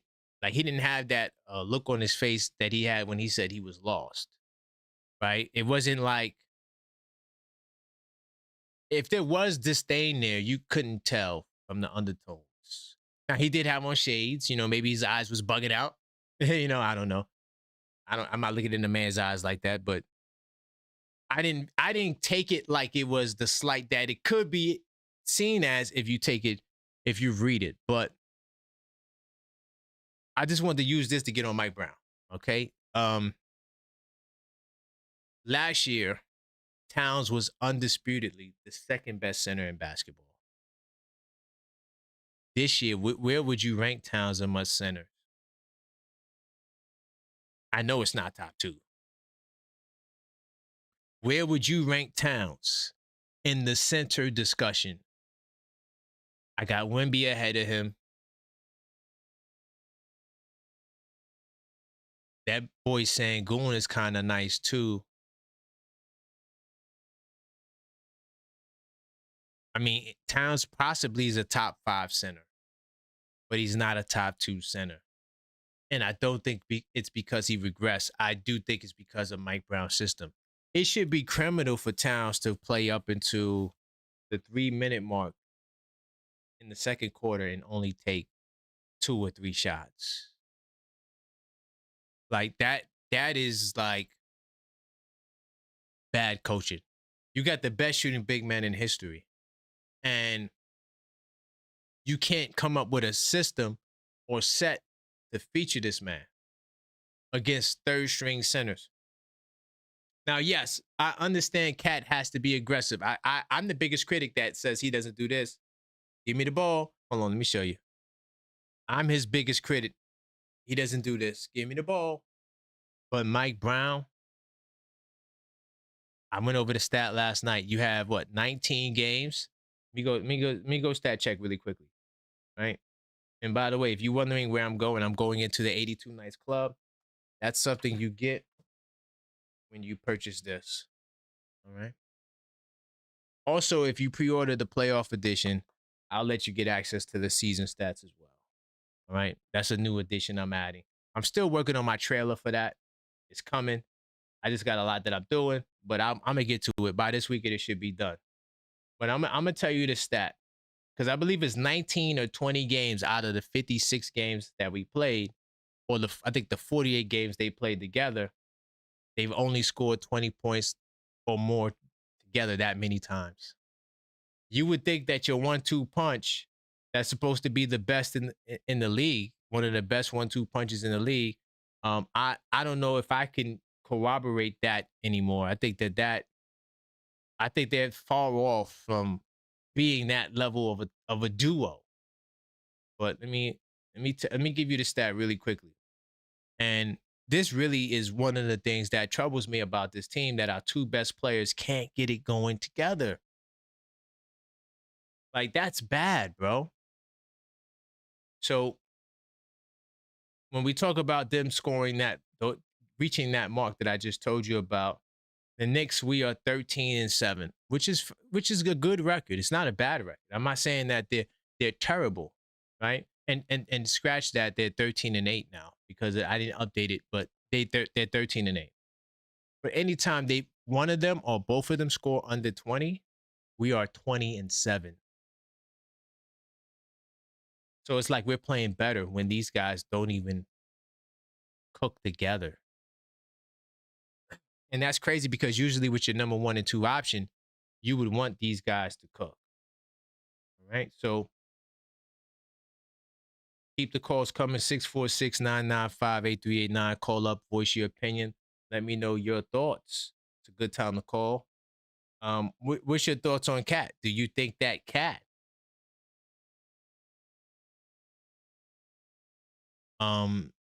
It's not about that life. Big time salute to my man AP. I don't think I read this last super chat. He said, to be fair, the Pistons went easy on us. That's a fact. But you know what, AP? I think it's my channel. I think it's the way I run my channel. And they always have a platform to talk. And I don't shun them like that. You know, yeah, we have fun banter and, you know, we get it on. But the one thing you could count on with this channel, I always keep it basketball, bro. I don't have to disrespect nobody. The callers want to, the callers can do whatever they want.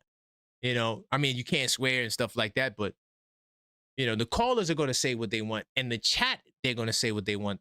But with me, you know, that's not what I do. Y'all here to hear the basketball talk and the analysis. That's what I do.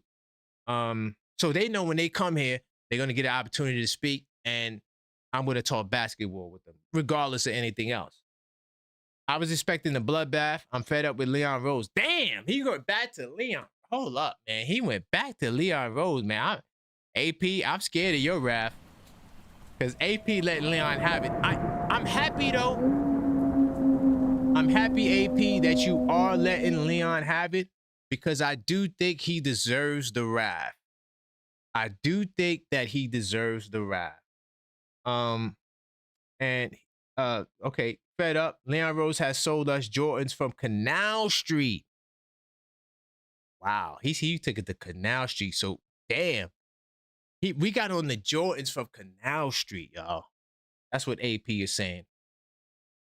AP, is hard to argue against that, yo. I mean, you know, I'm the objective fan. I gotta have a balanced approach. I can't be I am not a stand defender of the Knicks. Where, oh my God, you said this. I can't believe it. I have to defend the Knicks' pride. No, I mean, if the Knicks suck, I'm gonna be the first one to tell you. Period. And I'm gonna be the first one to tell you the Knicks are not the best team in the East right now. Doesn't mean it won't be that way for the postseason. You got a caller, and I'm gonna get into some more Stephen A as well. What's going on, Rock from the ATL? Yo, what up, Kay? Man, we talking about a lot this afternoon, evening. We got a lot going on. Where you want to go? Well, I want to ask you a question first. I don't mean to cry over spilt milk, but after we acquired OG, you know, my thoughts wasn't on town. You know, originally I wanted us to get Kevin Durant. How do you think Durant would have fit with our team as opposed to Cat right now? And then I would just want to make two statements after your opinion on that. Hold on, I'm gonna pause it because you just said I paused it. Hold on, I'm gonna give you some time because you support the channel. In Mike Brown's system, I think KD would be a better fit. In Mike Brown's system, yeah. Because Mike Brown's system is predicated on wings and guards being creative. Centers are limited in Mike Brown's system. And look at Sabonis. Sabonis barely averaged 20 points, right? Like he wasn't super aggressive like that. So yeah, that's what I would say. Go ahead. Thank you, my brother. Because I get tired of talking to people in the street that don't know nothing about ball. And this is before Mike Brown was even a discussion. The fact that KD's game is so flexible, fits within any system, and the fact that Jalen is efficient and KD is efficient, just like Tim Duncan's game was efficient. But let me go here. When we was talking about how our two top two players don't fit necessarily together. Right.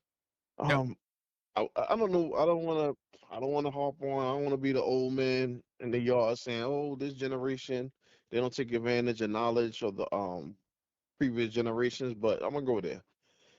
We have an untapped resource, man. What about the Knicks alumni? I'm gonna say this as a coach, as one of the coaches on the team. I would be setting up a Q&A section with guys like Sohan and all the young wings, where they could be talking with Iman Shumpert and Clyde Frazier on defense. Even have a pointer and film available setup. Maybe could understand some defensive basics, as well as Yeah. and Cat. I don't ever remember him mastering the pick and roll with anyone. So I think this falls on Cat. He never mastered the pick and roll in Minnesota. I never seen him do it with anyone. But that falls on the captain because he needs to get in his ear and they need to get on the court together. And if he can't get it together, you have Amari to talk to. Amari, remember who Amari and Nash was? Yeah. He could be running that. He could be running that. You go a whole day through that, so he can understand those fundamentals. Because there should be no problem on them running a pick and roll. They should be unstoppable, man. There's no excuse. I agree. On paper, you would think that. In NBA 2K, Yeah, they be unstoppable. you have the I Knicks agree. alumni. Pick those brains, man. Oh, that's why I miss somebody like Kobe Bryant. He used to get on Jordan's nerves, calling him in the middle of the night and talking to him, asking him this, asking him that. Yeah, why they can't be like that, man? You gotta want to be great, bro. I agree, brother. Yo, you brought up some great points. I'm gonna also follow up on the Cat part. Yeah. And I appreciate you, brother. All right, bro. Have a good show. Big time. All right. Big time salute to my man Rock from the ATL. I think get another caller. Get this person on the line. Then I got to get back to Stephen A. We cooking with hot grease today. I'm mad. I had a cooking sound. I didn't get a chance to add it to my soundboard. I had it tonight. What's going on, caller? State your name and where you calling from. My name is Vincent, otherwise known as Coach Vinny. I'm from the Bronx and I live in Miami. Been a Big Knicks time fan salute, for Coach Vinny from the Bronx. All right. How long you been a Knicks fan? 35 years. Let's go. Oh wow. Okay. So where I've you been want to around go? the block. So I want to go at. Hey, you a coach? You've been around 35 years. Let's go. I've coached at Rucker. I've coached all over the Bronx. I'm from Forest House. I Nice. lived across the street from Fat Joe for 40 years. So Okay. SWV. Nice. I'm from the Bronx. I'm a New Yorker. That's my favorite R&B group right there. Let's go. Where you want to go, brother? So I want to go with Cade is on another level. As much as I'm a diehard Knicks fan, and I really, really knew this was going to happen with Towns, which is why I was really extending to get rid of him when we had a chance to get Giannis, with no matter what it costs. And this is where I seen it coming. I seen this coming. He got labeled until the break, and now he's right back to Pussycat. And I hate to say that. Hey, you got the right to say what you want, man. I loved them, man. I loved them, and it Me hurts. too. I went to work today. Again, I'm working in Miami. I'm from the Bronx, and I've been here 2 years now. As soon as I walked in, everybody just looked at me like, and it hurts because I'm like, this got to be out here. I don't know when we're gonna get this opportunity again. And to see that they just fold and Cat just stays above the top of the key and just wait for these shots when you got midgets down there where hey, demand the ball. I'm in the post. Give me the damn ball. Give me the ball. I agree with that, man. Let me man. show you why I agree the ball. And I kind of feel a little sorry for him getting only 3 passes or 3 shots the first half. But that's just ridiculous. That's Mike Clown's fault. And I hate to really say that because I really love the team. Mike Clown is where I'm at with this right now. As much as I wanted to replace Tibbs, at least we stood ground on defense. Like, hey, could you see this team now with him? Yeah, I see this team with him now. And I believe the new additions would have got some run.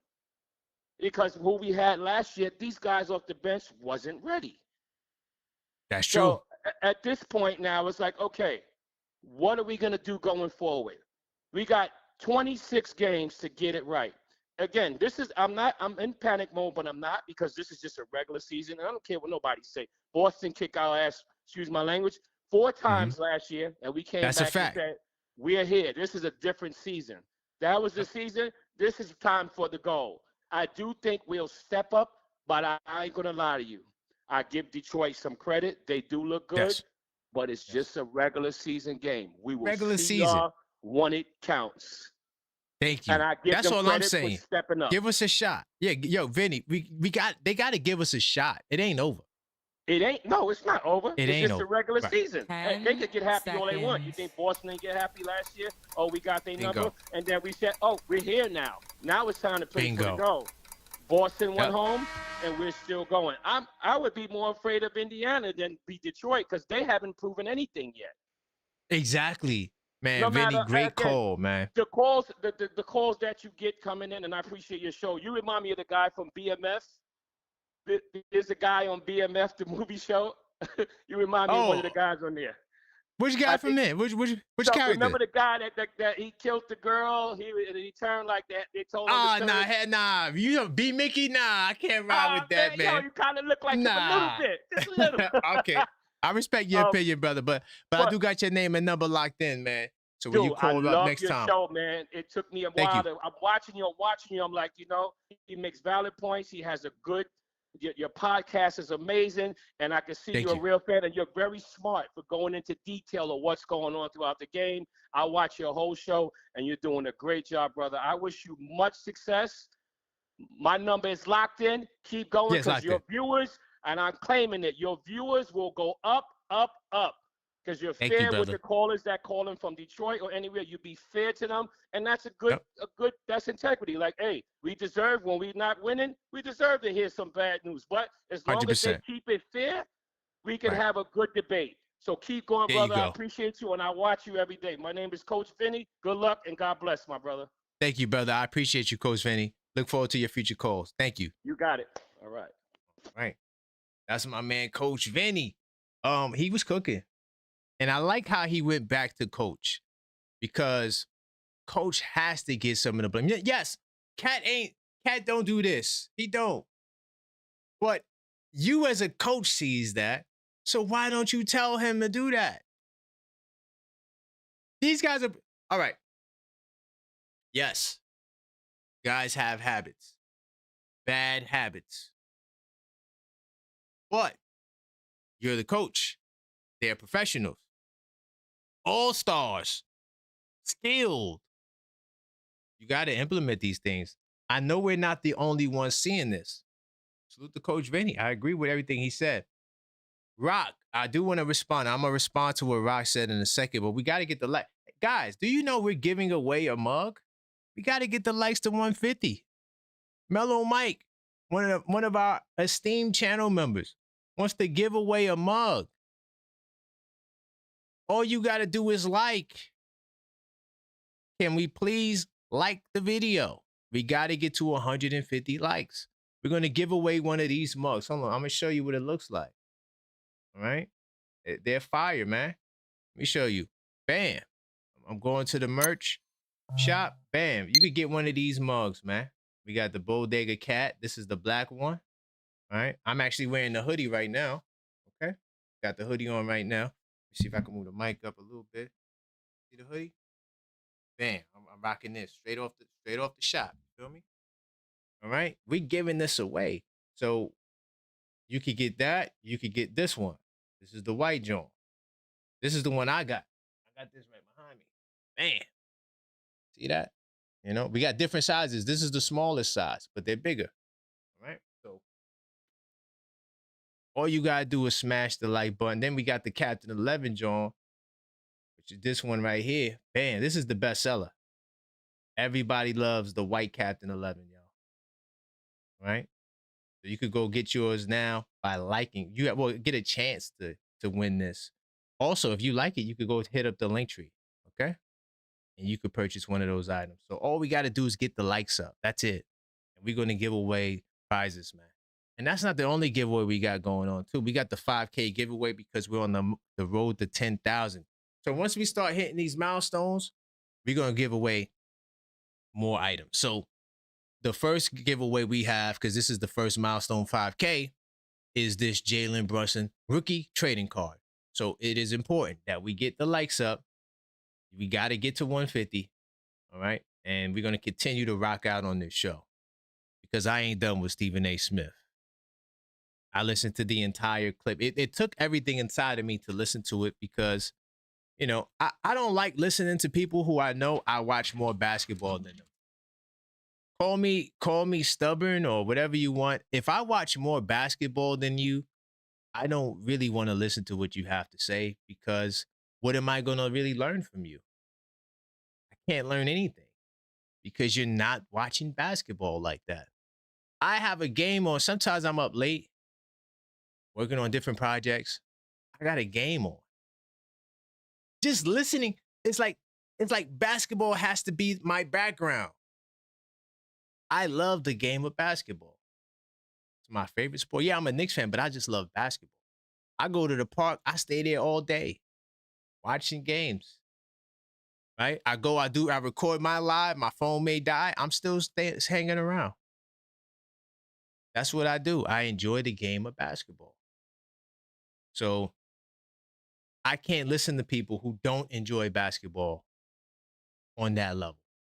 And Stephen A. Smith, you be wildin', son. I'm trying to understand why we're so ready to throw away the Knicks. Right? It's one thing, okay, I agree. The Pistons right now are better than us.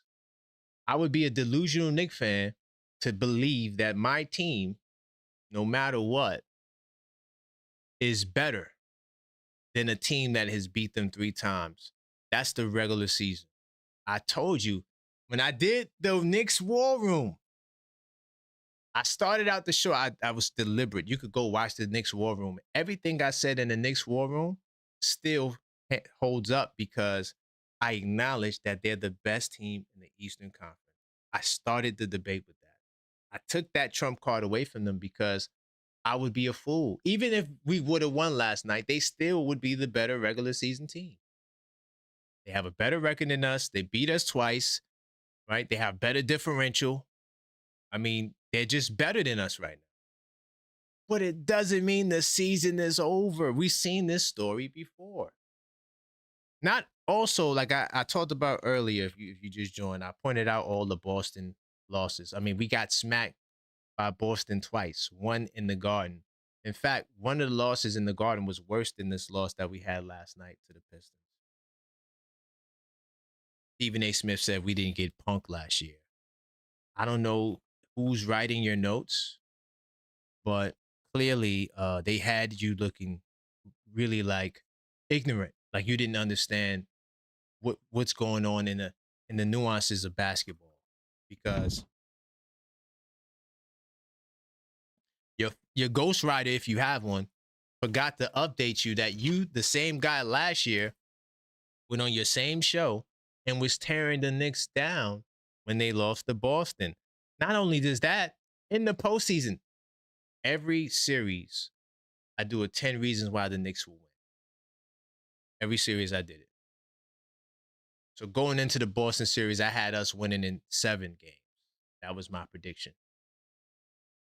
You win against Boston, against the Knicks for Boston, and you said we're going to lose in 5 games.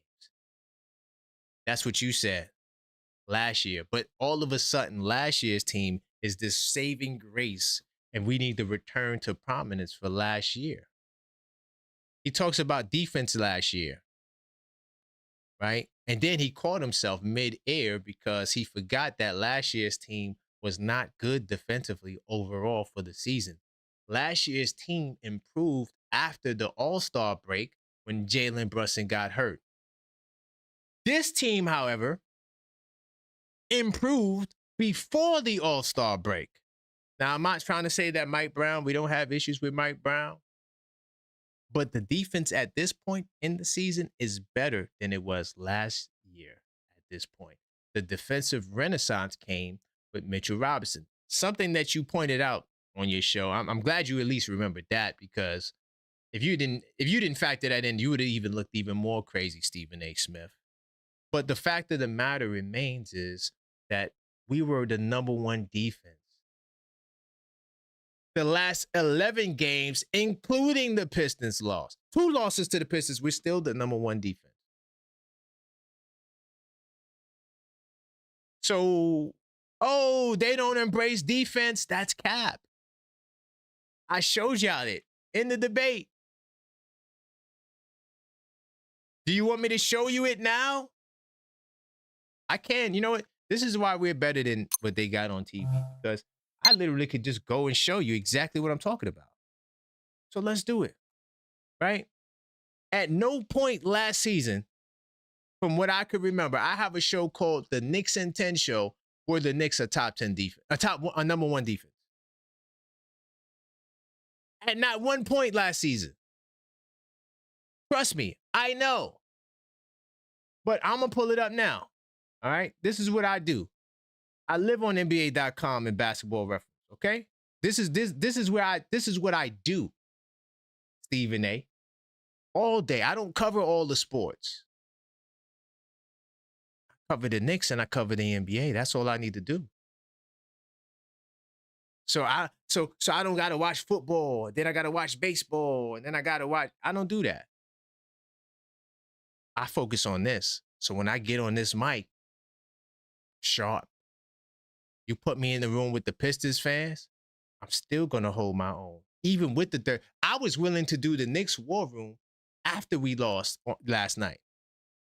I know we did Where There's Smoke Was Fire, because I know that what the Pistons are trying to do are rare feats in history, and they're not going to do it. And I can't wait to see them crash and burn. Not because I'm a hater, because it's going to be another I told you so moment. So we're so caught up in last night that we're forgetting there's a whole season left. I'm not excusing last night either. If you want to hear Where There's Smoke, There's Fire, I gave the Knicks the business last night. Down the line. Every single one of them.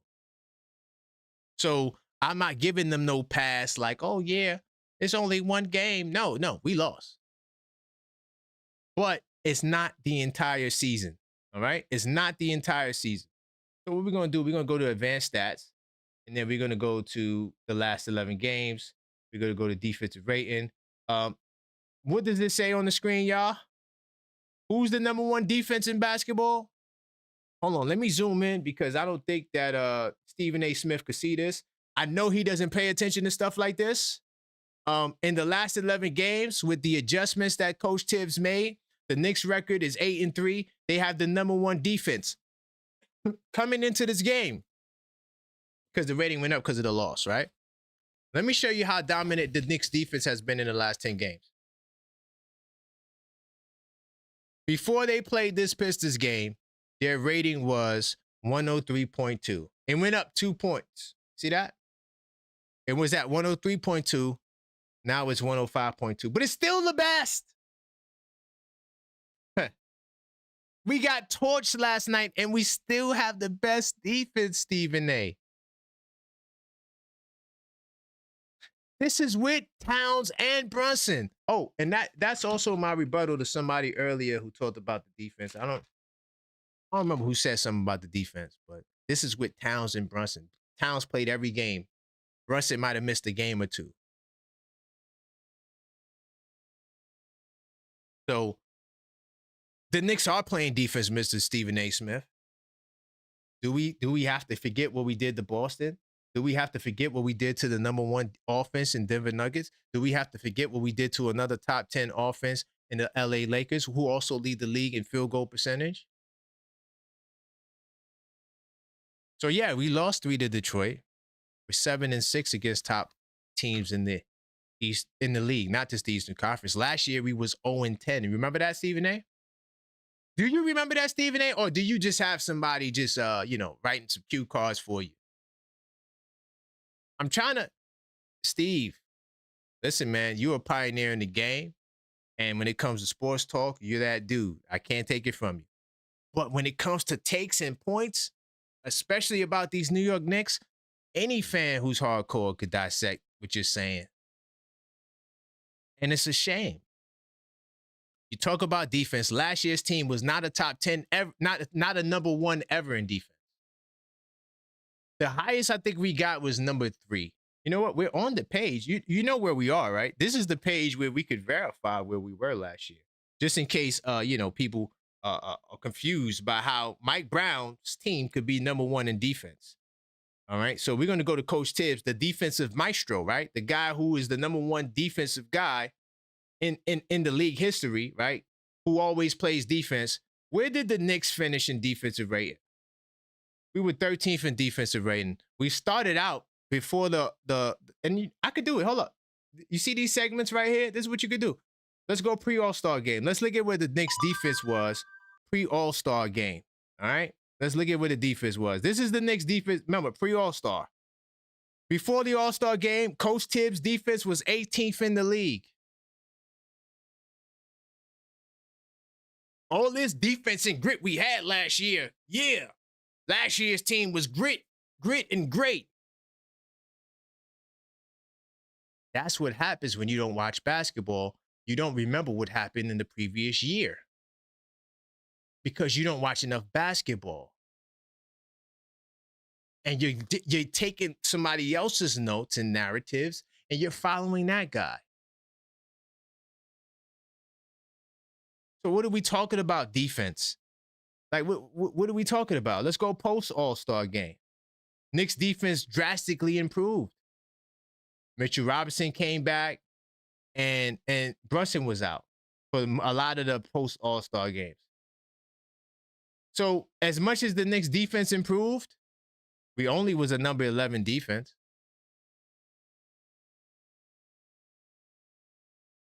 So when we want to talk about last year's team and they had all of this, you're a Knicks fan. You should know better.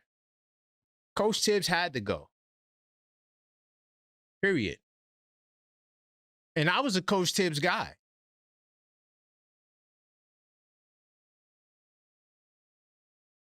It wasn't because he was a bad coach. It was because he lost his locker room. The players didn't want to play for him anymore. So you got to go.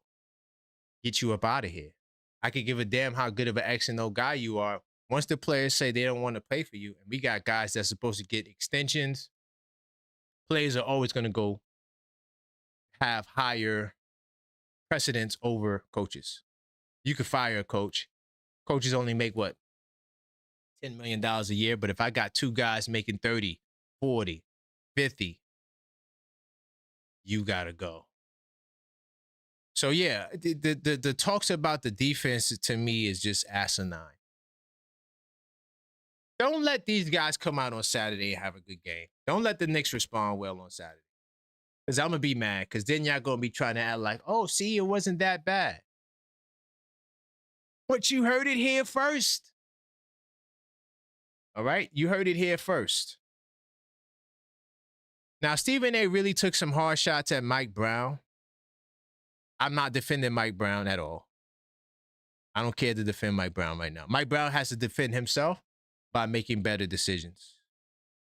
But Monica McNutt, she tried to be a saving grace on there. She said, yo, what about, giving them the opportunity to fix things, it could have just been a bad night. This team has been playing defense. And she tried to be a level-headed panelist. And Stephen A. didn't want to hear it. He didn't want to hear it. He didn't want to acknowledge it. And he didn't give it any real credence. Before I continue cooking Stephen A., let me see where we are in the likes. Hold on, because I lost my chat. Damn. Got to get back in the chat, y'all. Got to get back in the chat. Smash that like. Uh-oh, we reached the 150 mark. Mellow Mike, how should we do this, Mellow Mike? Talk to me. I see you. What you want me to do? You want me to do gamification? How you want me to do this? You want to give away a cup? We got 150 likes. If you can, Mellow Mike, call up. All right, call up because I want to give this out. I'm not sure what he wants to do because this is his giveaway. I know how I could give it away, but I'm curious to see what he wants. I also got my man Rock on the call back. Also, listen, guys, if you want to call back, you always could. If you're triggered by me or any of the other callers, you could always call back. All right, you can send in the Cash App. You could also send in a link tree, or you can send in a super chat. Okay. Okay. He says raffle it off. Okay. So, okay. I got you, Mellow Mike. I got the raffle. Hold on. Give me a second. I'm gonna get my man Rock in the building. Let me get my man Rock in the building. I know exactly how we gonna raffle it off. All right. It's gonna require another step, but he wants me to do a raffle. The best way I could do a raffle, I'm gonna need y'all to go. Okay, give me a second. I'm gonna come up with the language. I'm working on the fly right now. Max, if you listen there, I want to do something with Substack. 646-995-8389. Call up. We're giving away a mug. What's going on, Rock? I know you got the call back. Where you want to go, brother? You know, it just came to me, man. You know, I didn't know what to think of Mike Brown. None of us knew what to think of Mike Brown. I just realized, man, you know what we should have went? We should have kept it the New York thing. We should have went the direction of Michael Malone from Queens, New York, originally. Ooh, that's a good one. Because you know what? Cat would have been a better situation because all those years he spent with Jokic and they won a championship, he would have known how to use Cat to the best of his ability, bro. Right. Not to mention 100%. the championship experience. And you know what? The difference between a show like yours and a show on ESPN is yours is you're a Knicks show. So you're gonna get down to the nitty gritty and everything about the Knicks, numbers and everything. Stephen A at a show that's more for entertainment, is more personality based. Right. Yeah. So and matter of fact, if I ever run into one of these cats from the Knicks organization, I'll tell them watch this show, man, because like I said, I was talking about picking people's brains, man. You get all kinds of ideas coming across the lines as well as yours, man. You never know what could click and help this organization thrive, man. You never know. Yeah, you're right. And to push that point forward, Andy Reid, the coach of the Kansas City Chiefs, you know, he said he got the idea of a play from a janitor. A janitor. I believe it. I believe it. Now, that's collaboration for your ass right there. I like how you went to the collaboration. Yeah, you want to collaborate because I think that's why Malone didn't get the job, for the record. But go ahead. Yeah, but you know, keep your ears open and accept anything and everything, man. I mean, it can only help, and if it don't work for you, just push it out. But still stay open. But with the way things are running and how Cat is playing in the system, I'm afraid that if we do go for Giannis, the stakes are gonna be high as far as what they're asking because Cat's stock is gonna be down. The way they got him the way they got him looking. That's a good point. Yeah, so we're gonna have to give more. So yeah, that's all I wanted to say, bro. Nah, great point. Great point. And to add really quickly to what you're saying, you're gonna have to give up more salary because now you're gonna be hard capped at that second apron. You only got about what 17, $18 million in space. I can't remember what the exact number is, but it's not enough to bring your whole team and Mitch back without going into that second apron. So that's another factor that, oh God, we gotta get through. So, but I appreciate you, Rock. And this slams the cap on anybody that was against me and you talking about don't go after Giannis this season and we like the guys and keep the guys because Giannis not gonna be scared to go to the rim, bro. Right. So and he's not gonna take 3 shots. Oh no, definitely into the second quarter. That's not happening. Yeah, he gonna make them. He gonna rack some fouls up on them. They're gonna have to foul. They probably foul out trying to hold him back. He ain't gonna lay back and trying to shoot threes. I mean, I don't knock Cat from trying to shoot threes, but I'm not Cat for trying to only shoot threes. Right. But, yeah, bro. Just wanted to say that real quick. I appreciate you, brother, man. I appreciate the support as well. Yep. No doubt. All right. Big time. Keep the calls coming, 646-995-8389. Hello, caller. State your name. Where you calling from? Ed Paramedic, North Carolina. First time caller. Big time salute. All right. Ed, so are you a Knicks fan? Of course. All right. Bet. Of course. Not that you have to be a Knicks fan. I just want to know where you're coming from. Let's go. 72, 73. 72, 73. Wow, okay. That's a long time, brother. Where you want to go?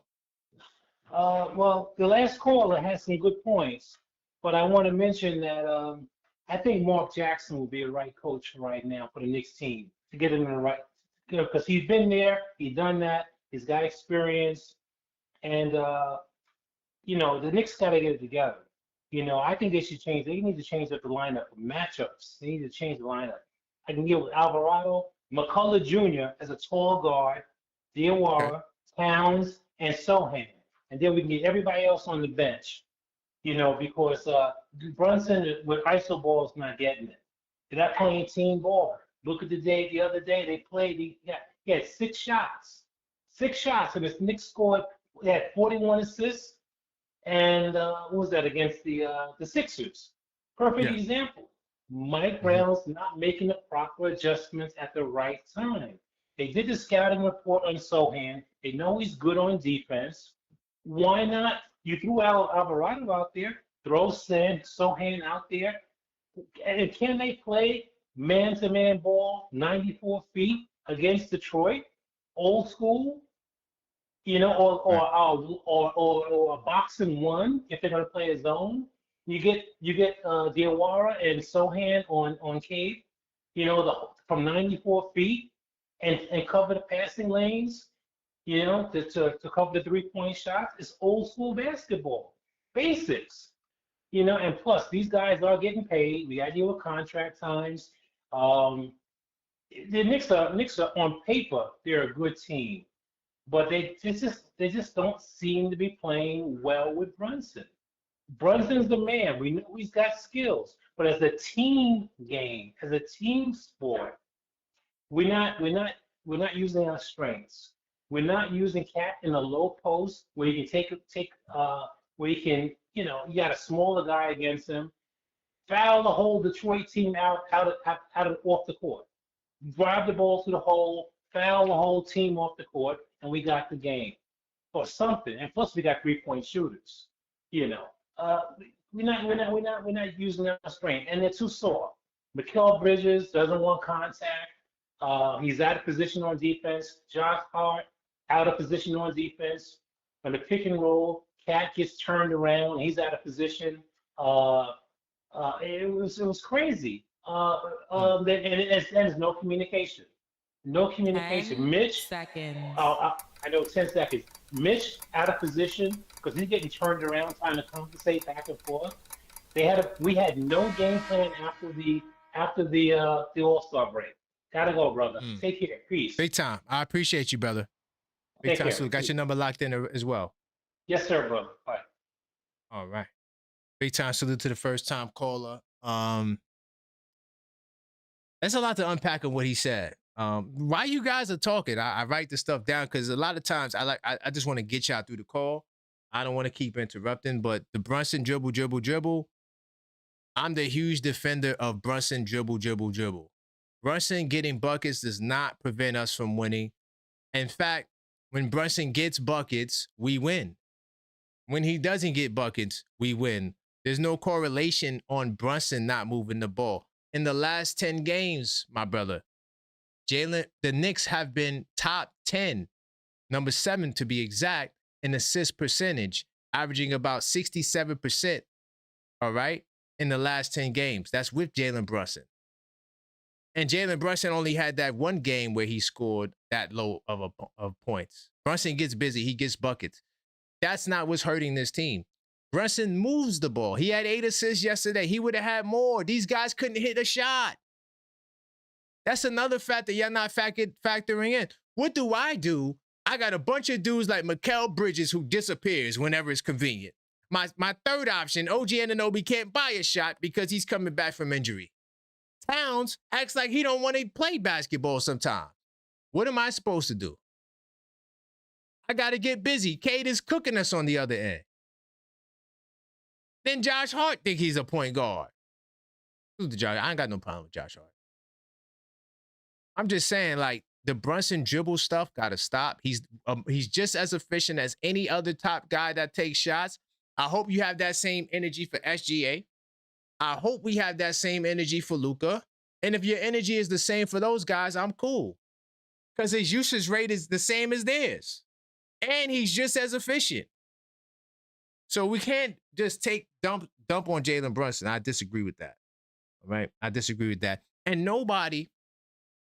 we talk about the Detroit Pistons. The Detroit Pistons don't play how you just described. Cade Cunningham does everything for Detroit. Their assist percentage in the last 10 games coming into the last game was the number one team in the East. This is what their assist percentage was: 61.8, bottom 20. On the year, they're at 62. They're 17th in the league in assist percentage, but they're first in the association. So we got to be careful. Let me get my man D from Los Angeles on the line. He does have a call back. If you want to call back, you can. Send in a super chat or a cash app. Big time salute, D. How you feeling? I'm good. I'm not going to speak on the Brunson topic. I'm going to just let history dictate that one, because the only finals MVP that's ever played Jalen Brunson style at his size is Jerry West, who also went 1 for 9 in the finals, lost 8. SGA 6'6", Luka's 6'8", and averages 10 assists, but we'll push that to the side. Right now, I'm going to talk about Karl Anthony Towns. I heard the person mention that we need to that we should have gone Mike Malone's route. Mike Malone was fired by the team he helped win a championship while they were going into the playoffs as a successful team, right? Mm-hmm. That same team that fired him, their star player, whether he played for Mike Malone, he played for me, he played for you, it's the same consistent Jokic. Giannis has had 8 trillion coaches. Doesn't change his consistency. It's the same Giannis. That's a fact. It's just the same thing. I will be you know me. I will critique folks the way I think they need to be critiqued. We have a bunch of players that frustrate us.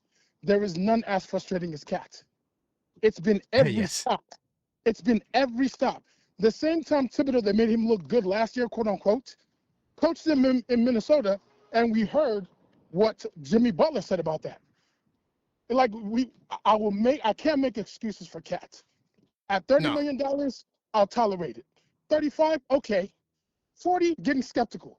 At 50 to 60, if I'm coaching a team, I need 30 and 15. That's a fact. Me too. I'm with you on that point. You know what I'm saying? We just cannot keep making excuses for this dude. I mean, put the ball on the floor, try to go to the rim and get blocked, and then fall in it. Like, the dude is averaging like 5 falls per game. What are we doing? Leading the league in fouls? Nah, that's man, bad. there's no excuse, bro. It's no excuse. Point blank. I will critique what I need to critique, but Cat is the most inconsistent of the whole bunch. I'm gonna holler at you. I don't want to rush you off. That's all you because I forgot to pause the clock. Nah, it's all good. But I just good? You know, I think we try to keep it kind of consistent. But the support of Cat, nah, bruh. He's had too many. I'm riding with you. I'm riding with you on that. Yeah, I'm riding with you on that. Yeah, and I understand your Jalen. I understand your Jalen Brunson critique. I was really responding to the last brother call, not you. But, right. No, I get it. Brought it. Yeah. Mm-hmm. And here's the thing about Jalen, before I go, because he with the crown, you know, it's a lot of pressure. I am not going to take away anything that Jalen Brunson has done for this franchise at all. Jalen Brunson is why we're here. You know what I'm saying? All we're saying is, hey, look, bro, as the captain, if you see things that could be done a little bit better, especially with this 7-foot Gazzolo who doesn't want to do anything consistently, maybe help him figure this stuff out. But as far as everything else, nah, bro. Cat gets no excuses. I'm sorry. Yeah, no excuses. I agree. Point blank. I'm gonna holler at you. No, we in unison with that. All right, brother. Sure. You know what I mean? All right. That's my man D from Los Angeles. So, all right, y'all, I'm gonna give away the mug. Y'all ready? So I talked with Maxine behind the scenes. So look, this is how we gonna do it. All right. You want the mug? I'm gonna write it down the number. I'm thinking of hold up, whoa. Let's slow it down. Let me do this first. Hold up.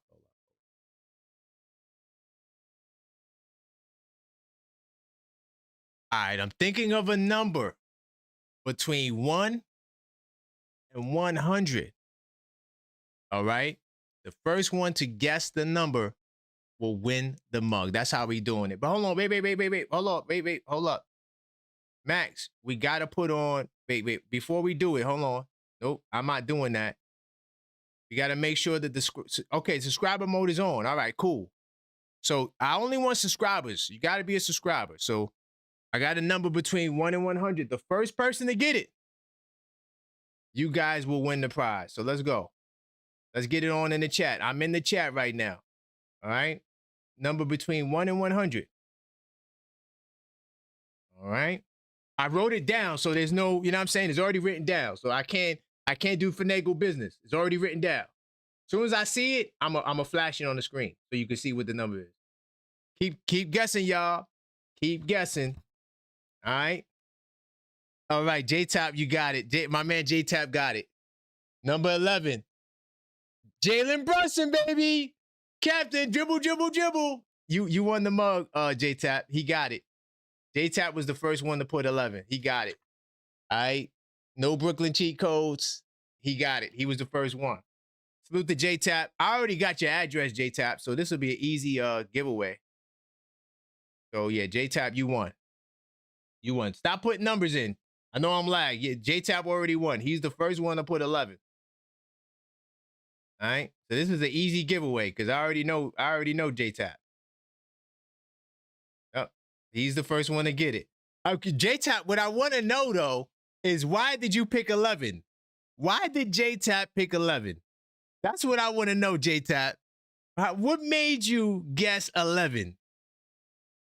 That's crazy, J-Tap, that you got that.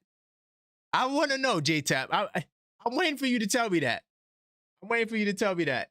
What caused you to pick that number? Big time salute to the channel member. The channel member. He is a channel member. That's not why he won, but he called it. He called it. I'm curious to know why he picked that. But all right. Let me. I think did I get another super? Hold on. Let me make sure I'm on my game. Make sure I'm on my game. Hold on. Okay, yeah, I did get to all the super chats. All right, cool. So J-Tap, you are the winner. I'll hit you up in the Discord. And Mellow Mike's also in the Discord. So this will be an easy transition. All right, cool. Let me see how many calls I missed. D from okay, bet got D up in there. We try this number here. If I miss your call, I will call you back. Yeah, we did give away the mug, but still, let's get the. You never know. We might give away something else. Smash that like button. What's going on, caller? State your name, where you're calling from. This Bluff Daddy calling out of Brooklyn. Okay. Uh-oh, Brooklyn in the house, man. Where we going, man? Where we going? Man, they got to get rid of the Bridges, bro. Bridges is trash. Wow. Okay. They got to get rid of Bridges, bro. And OG, both of them got to go. We need a big man. We need Brunson. See what the Towns need help. Towns is not he gonna house everybody, and you know what I mean. He's not a big man like that. He need a big man that's gonna bang with him so he could do all his other stuff. So who would you bring in? I would get rid of OG and whatchamacallit? Bridges. I'll go get Embiid. What? Oh no. Okay, I thought you was gonna say Giannis, man. You said Embiid. No. Oh no. And Embiid together with talent. Oh man, I'm gonna let you get your call off, brother. All right, baby. Good luck though, bro. No. Continue. I'm not rushing you. No. Go ahead. You got time. The Knicks need Embiid with Towns. Not okay. Why Embiid? Why Embiid? Not Mitchell, because Towns is not a big man like he's like a Tim Duncan, how he was with David Robinson. You know what I'm saying? Okay. It's like you couldn't double team either one. But my thing is he's not an aggressive box out. He get his rebounds, you know what I'm saying? He could do that. But to be honest, he need to play with another big man. If Mitchell Robinson was a big man that get the ball and try to score when he get it, it'll be much better. You know what I'm saying? But Mitchell Robinson would get the ball and kick it out. I think Cat is a center, but I would get a real power forward though. That's what I would. I would get like an Aaron Gordon or Bobby Portis. No. That's what I would do. Who he played next to in Minnesota? Cat. He played the Gobert. Thank you. So when he was that's his worst years though of his career. You know that, right? That wasn't his best years. It was his worst years. Well, because they always had other superstars there. Okay. He played with, you know what I'm saying? He played with guys that was up, but he's better with another big man. Okay. He's a stretch big.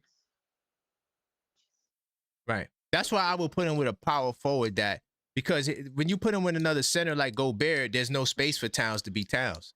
The lanes are clogged up. It would have to be a forward that rebounds. That's going to be down rebounds and can shoot. Yes. Yeah. Like that big man. We agree on that. Yeah. Like that big man from Detroit, not the wild kid that's always fighting everybody. So when I went to the All-Star game. You talking about Derman? Yes. 10 Would they seconds. have someone like him who's going to try to score, not kick it out? It'd be good. All right, brother. I appreciate you, man. I got your number locked in. Brooklyn all day. And I look forward to your next call. No doubt, bro. Good luck, man. Thank you, man. Big time. Salute to Brooklyn in the building. He was wilding with the Embiid take. Yeah, I can't co-sign Joel Embiid at all. Also, I don't think Towns is a power forward. I think Towns is a 5. He needs to play with somebody that can defend and be big, but also give him the spacing. What's going on, Moses? How you feeling, brother? Where you want to go? Listen, man. Let's go. I don't know what's going on with Cat, man. Cat is not playing weird, man. I don't know what's going on, man. Like, so, what's your playoff prediction? Honestly, I don't have one right now because I got to at least see who's matching up in the first round. Yeah, Stephen A. I still think we got a shot. I don't know though. if he was watching. If he was watching the first take, Stephen A. was like, "Yo, listen, he loses faith on the Knicks going to the finals." I ripped Stephen A. I discussed him. I gave him that business today. He's bugging then out. Again, yeah, I addressed that. But then again, how many times when we faced Detroit, our guys wasn't there? This is what people don't understand. So yeah. I think again, I'm not worried about the Pistons again. I still think we'll beat them in the playoff. We got swept by Boston in the regular season. Postseason come, we knock them out. So good point. I'm not worried, bro. Just get our guys healthy. That's what this team is probably focused on. Getting our guys healthy, and then playing together, and then I think we will be all right in the postseason. But let's say if they don't perform well in the postseason, who would you trade? Who would you get rid of in the team? My first priority is getting Giannis. That's so my you first get rid of priority. Cat, but who again? No, I would get rid of no. Before Cat, I'm getting rid of Mikal and OG still. Yeah. Oh, I'm getting rid of those two. Yeah, I am. But if they ask for Cat, nah, I don't think they're gonna ask for Cat. I don't think they want Cat. I think they would want Mikal and OG. I would give them 2 up, and because I want to have a big 3 with Giannis, Towns, and Brunson. That's what I want. Yeah, but I want that. Who's to know, man? I mean, bro, I feel like they should have never paid OG all that freaking money. They should probably 160 mil. You understand? And on top of that too, they should have Brunson. I don't think Brunson is worth 400 something mil, bro. I would not pay him that much. I don't say I don't like him, but then again, you got to look at it like this: we trying to make cap space here. We trying to get players here. So how are we gonna do that if you overplaying players, man? Brunson gonna have to take a pay cut, bro. Okay, I might have to do an unfiltered thought on that. Thank you for that. I think I'm gonna do an unfiltered. I'm gonna get that to the members. This is important because again, they complaining about you want this player, you want that player, but if you overplaying players, that's gonna mess up that's gonna mess. Good point. Like look how he messed up with keeping Hart and Steve. We didn't mess up. We didn't mess up with that. That wasn't a mess up. That was him. I'm gonna explain it as soon as you get off. Big time, though. I appreciate you, Moses. Stay up, man. Big time. I appreciate the call. I'll be back. I'll be back tonight too. Let me say these 2 things. They better figure things out, bro. They better figure it out before the postseason. They better get healthy. They better figure it out. They're not playing with us. They're pulling our punk cards. So that's all I want to say. All right. Big time. I'll be back tonight too if you up. I'll be back. Yeah. Big time. Hartenstein, no, we didn't mess up with Hartenstein. And I know we got a lot of new people. I did multiple videos on this. Hartenstein left because he thought that he was going to get more money with OKC. The reason why I say thought is because he's not going to get that last year, $27 million. What was it, $29 million? He's not getting that. So he opted to go to Oklahoma City because they could offer him more money than what we could offer him. Okay? So that's the reason why he went out there. It's because he's not. Hello, caller. State your name. Where you calling from? Man, my name is E, man. I'm calling from Harlem, man.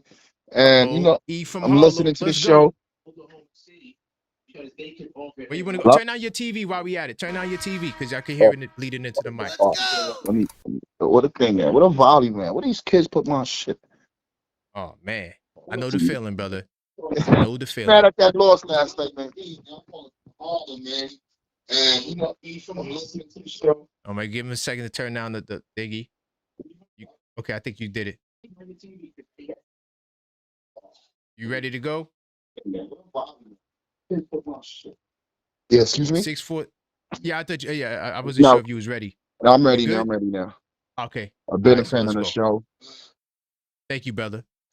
We just need to, man. We really got to get that defense together. We could not be losing like this to Detroit, man. Because if we can't beat Detroit, man, I don't see us going far, man. That's all I gotta say. Thank you for listening. No doubt, man. I appreciate it. All right. All right. I guess that was a short call. I agree. I think that you know, you gotta do a better job showing out because, you know, even though it's not the postseason, it's still the regular season. Like it still matters, right? It goes on the record, you know. But it's not the end of. See, that's why I was giving Stephen A. the business because I felt like, you know, he was too much of a defeatist, and I don't get a sense that he's being like, okay, he's emotional. That's cool, but you're also doing it for clicks and views. And that part I don't like. Is he genuine in his sentiment? Possibly. But you can hear it from his reasoning that he doesn't watch basketball like that. If it don't come on ESPN, he ain't watching it. He said last night that, yo, I'm not sure if y'all caught this, but because I take notes on everything. You could ask Mellow Mike. I went with him to the Westchester Knicks game. I'm taking notes. Always take notes.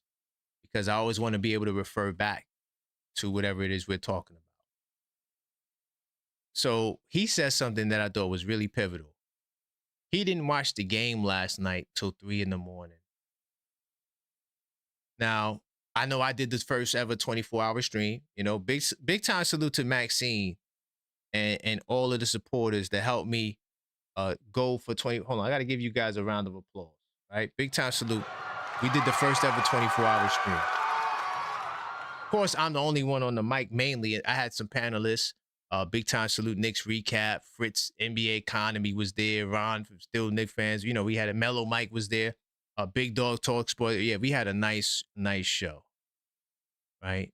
But yes, you know that I'm up at 3 o'clock in the morning. But Stephen A. at 3 o'clock in the morning. Do you trust his analysis? Do you think he knows what he's watching at 3 o'clock in the morning? Right? Now, you didn't have to be fully awake to see that we got smacked. Or got smashed, rather. But, you know, do you watch all the Knicks games like that? How many Knicks games do you watch? Are they games that you don't watch? Like I keep telling you guys, and I said this in the Detroit War Room show, right? You got to have a book that looked like this. This is Knicks this year. You got to have a book that looks like this in order to talk with me. It's just facts. It's 100%. So you watching the game at 3 a.m. coming off the plane. Salute to you. You busy. You got a lot that's going on. Big time. But you're missing out on key things, Stephen A. You're missing out on a lot of key things. You're playing a narrative game. And this is why I do what I do, because I want to debunk narratives. He said that we had no shot in the playoffs against the Detroit Pistons. How are you going to speak on a future moment that never happened? What happens if we win the next 10 games? Oh, you know what? Yeah, they beat OKC twice. What happens if we beat OKC twice? What happens? We 2-1 with Boston. We beat OKC twice. Yes, we lost to Detroit 3 times. We already beat Denver. We beat the Spurs in the Consolation Cup. They did get us back in the regular season. So, like, what would you say then? Detroit is our only blemish. But I keep telling y'all, Detroit is trying to do something that has never been done, only twice in history. So, oh yeah, I'm picking Detroit. You guys, y'all, like I said, y'all just don't watch enough basketball, dog. You know, yeah, they're the best team right now. I'm not taking that away. I can't take that away from Detroit. But I'm talking about now they're going to be the favorites to win or something. How? They had the best record in the East before this game, and they either had less odds than us or the same as us to win the East. Can you explain that to me, Stephen A? You just going to completely say on air the Knicks won't beat the Pistons. Doesn't that sound familiar to what you said last year, Stephen A? Do I got deja vu? Because you said the same thing about the Celtics. When we got smacked in the Garden last year to Boston, you said the exact. I wish I had the soundbite. He's lucky I don't got the soundbite. Hold on, let me take some calls. Yeah, we going in on Stephen A. Smith today. What's going on, brother? State your name and where you calling from. So, hello, this is Charlie from Washington How's it going, Heights. Charlie? How you Oh, doing, nah, buddy? Charlie, I know you. Charlie Heights. I got your name. Okay. I just wasn't sure if I'd saved your name like that because, you know, we got From caller the ID. Heights. I got you. Charlie from the Heights. I got you, man. I remember you, brother. Yeah, What's going on? Where you want to go? man, I'm a little bit depressed and hurt, man. I felt sick, but when I saw that game yesterday, I got even sicker. Yeah. Here's the thing, man. You know they were asking for a max, right? OG and Brunson. And I remember back in the days when Jordan used to play, he was one of the lowest paid players, and he made most of his money on endorsements. Remember when Jordan played? So he took pay cuts so he could build a good team, like Brady did in football. A lot of people that thinks about championships and really want to win, they will do that. They will make that type of sacrifice and make money another way with endorsements, sneakers, and etc. You know? And then with the situation with the Knicks, man, I would love for them to get Giannis because we really need a consistent second scorer that's going to get things done besides, you know, depending on Brunson. Because you know what this reminds me of? This reminds me back to the 80s when we only had Bernard King. Remember Bernard King? Then Bernard King gets before my injured, time, but I know who he is. What happened? Now, I say he's before my time, but I know who he is. Yeah, and then we had Patrick Ewing, and we almost could have had Patrick Ewing and Bernard King together if it weren't for Bernard King getting injured. It's like we had bad luck. You know what I mean? Bad luck, man. That would have been a championship, 100%. Oh, that would have definitely been a championship, of course. So, like I said, you know, but I don't think they're gonna make it to the finals this year because the way Detroit is beating us, it's not even the type of games we'll be having with them that is close. It's just been blowouts. And then their two top dogs wasn't even playing yesterday, which is Stu and Dolan. And look what happened. And like I said, something's got to change. I guess it's got to be with the coach, and we got to go after Giannis next year. We need Giannis, or either we could get Kawhi. One of the two, Kawhi or Giannis. You know, because we need that second player that could take the pressure off of Brunson at the end of the day. Right. Yep, so that's what I wanted to say. So this is Charlie from Washington Heights. And I got you. I got your name. Charlie Heights. Yeah. I should have put Washington Heights. I put Charlie Heights. I got you. Big time. All right. Salute. I might have missed his Brunson take.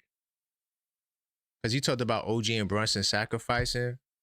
I'm assuming he's talking about Brunson on the next contract and OG not sacrificing on his last contract.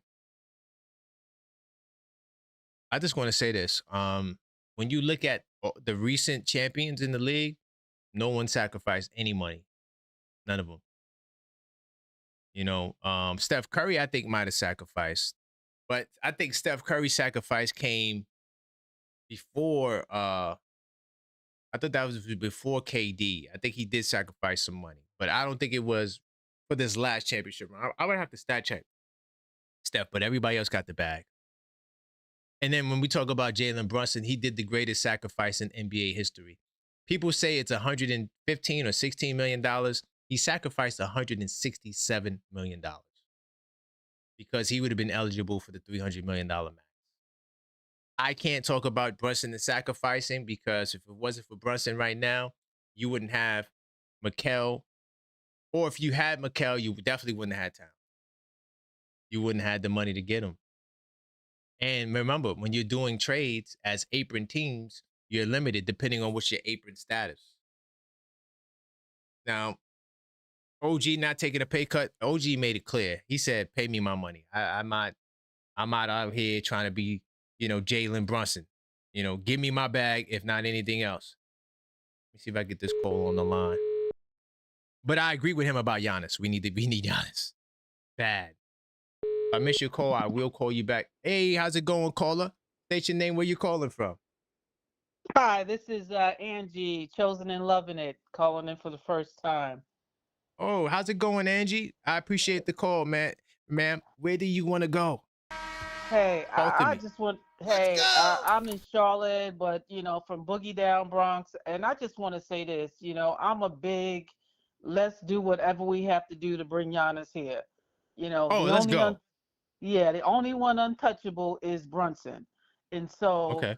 because take away all the talent, everything. I think what we're missing just dog. We're missing that 90s New York basketball. I don't mind losing, but what I can't get is that as good as Brunson is, he's not a vocal leader. He doesn't have that outward dog in him. And you need someone on that team that has that. And so, I thought it was ironic because, Josh has always been what we call the heart of our team, the dog of our team. But right. Josh kind of disappears in Detroit. It's not that Josh is not being Josh. It's that now we have the one dog that we have on the team that's going against a pack of dogs. And that's what we're missing. If we have Giannis he's going to lead. He's going to lead with not only in his talent, but he's going to lead in that attitude that we need. And that's what we do not have. OG doesn't have it. Cat doesn't have it. Brunson doesn't have it. Mikal doesn't have it. They don't have that. Alvarez has it. Alvarado has it. But, Alvarado got it. Right, but he just got here. He just got here. Right. So that's what we need. And so I say clean house, Brunson. I would love to keep Cat if we can get Giannis. Because I think Giannis would pair up well with Cat. So give them OG, give them Mikal. They can have Deuce.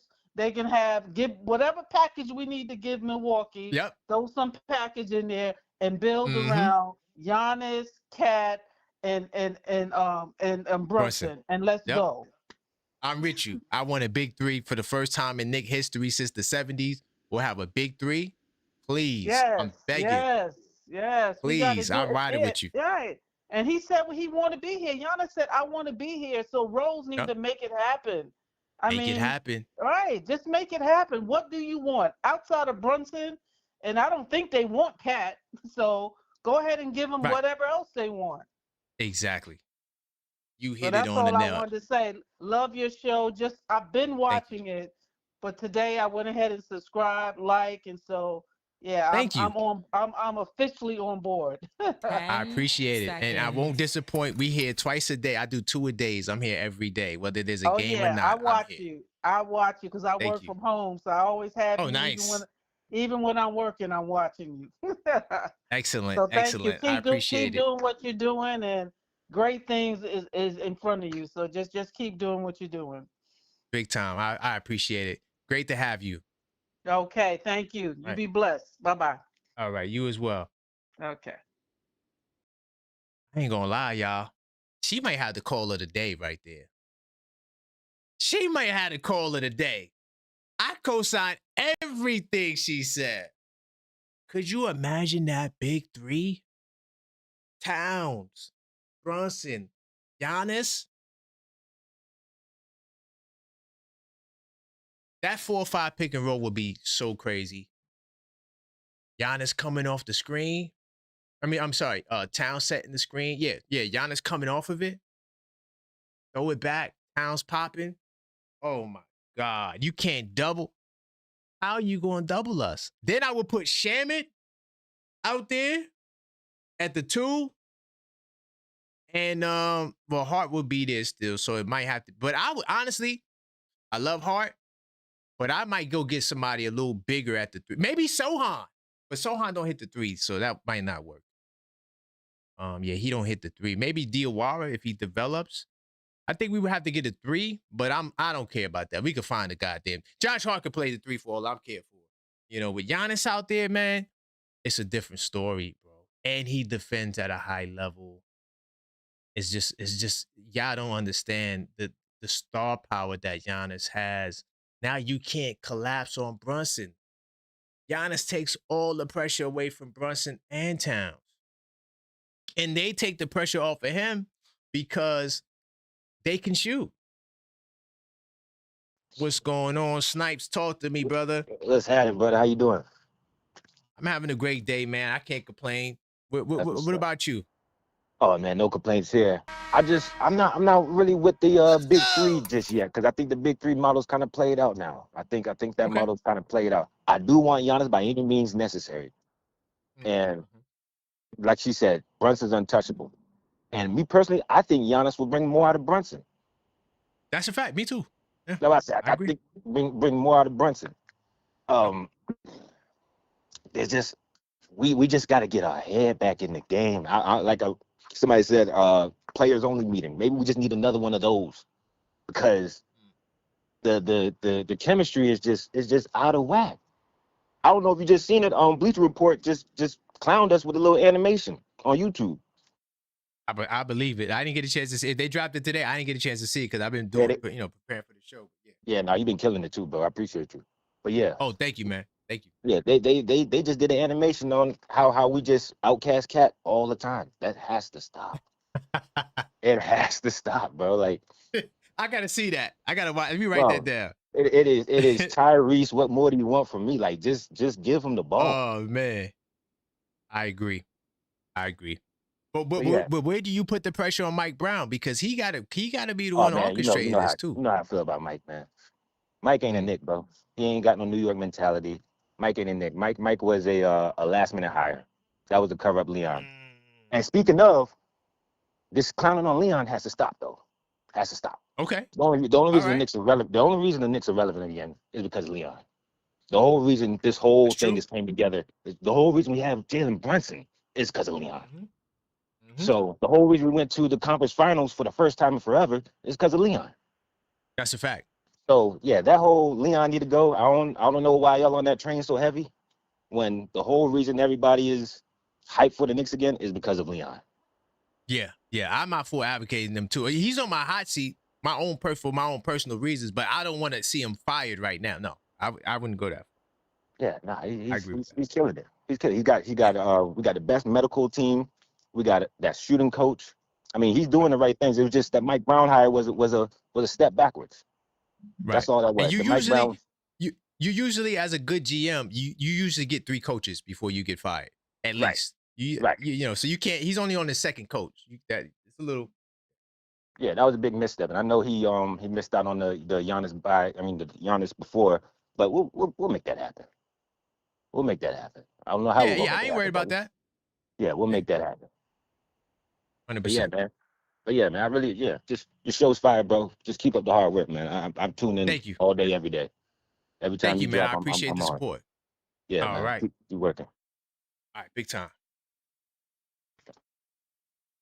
Thank you guys for all the love and the calls. Well, I do appreciate it. If you're new here, all you gotta do, first off, smash the like button. Okay, we gotta continue to get 10 seconds. Let me stop that. Continue to get the likes up, right? It's important. We're like, what, 5 away from 200? We might as well just, hit that button to get us over 200, man. So let's do it. We gave away a Captain 11, or wait, I'm not sure which mug. I got to talk to Mellow Mike about which one he wants to do. But, we gave away a mug from the shop today. Big time salute to my man J-Tap. He won the mug. You just never know what you're going to get with this channel. We randomly give away stuff. The community gives away stuff, you know. Big time salute to the OKF Nation, man. This community is a very powerful community. They showed a lot of love and support.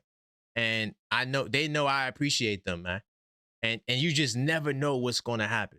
So let's get the likes to 200, please. All right. And also, you might as well subscribe if you're not subscribed, because we're on the road to 10K. And our next milestone is 5K. So what do? We said, look, when we get to 5K, we will give away this rookie Jalen Brunson trading card to one of our loyal subscribers. We do appreciate all of you guys.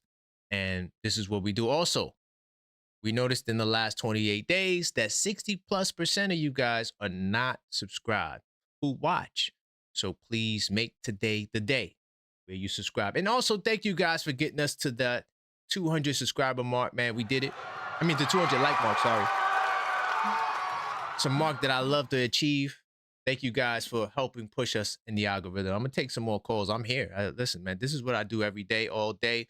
I eat, sleep, breathe, New York Knicks, and basketball. So if I miss your call, I will call you back. 646-995-8389. What's going on? Hey, what's going on, man? This is Alex, right? This is Alex in New Jersey. I reached out to you yesterday, and we spoke a little bit about what I saw when I was at the Pistons game. Let's go. So exactly. I remember. So I wanted to touch base and talk about, how we ended up getting here with the whole Mike Brown situation. And I will go on and say this, and I think this is why we're having the issues with Cap. I believe that when Dolan put his head on those interviews, in those meetings following the season, I believe that there was a lot of pressure that was put on Leon Rose, because the minute Bridges came out and said what he did, and obviously we can't confirm that it was, but I mean, we put two and two together. Right, you put it together. Bridges didn't want to play for Thibodeau. He didn't want to play for Thibodeau. And I think when you have Dolan right there saying, hey, listen, you gave up 5 first-round picks for this guy, and this guy doesn't even want to play for the coach that you picked. We could have had Giannis, but a guy like that, for the 5 first-round picks, you ended up going with Bridges when we could have waited and got Giannis. Because, at the end of the day, Dolan wants the superstar. That's true. So when you come from that type of perspective, I think Leon Rose was put in a compromised position where he had to fire Tibbs to justify the Bridges trade. And when they went to go hire for a coach, they went by, who can we get that can maximize Mikal Bridges? And what happened was Karl-Anthony Towns got phased out because of the trying to justify the Bridges move.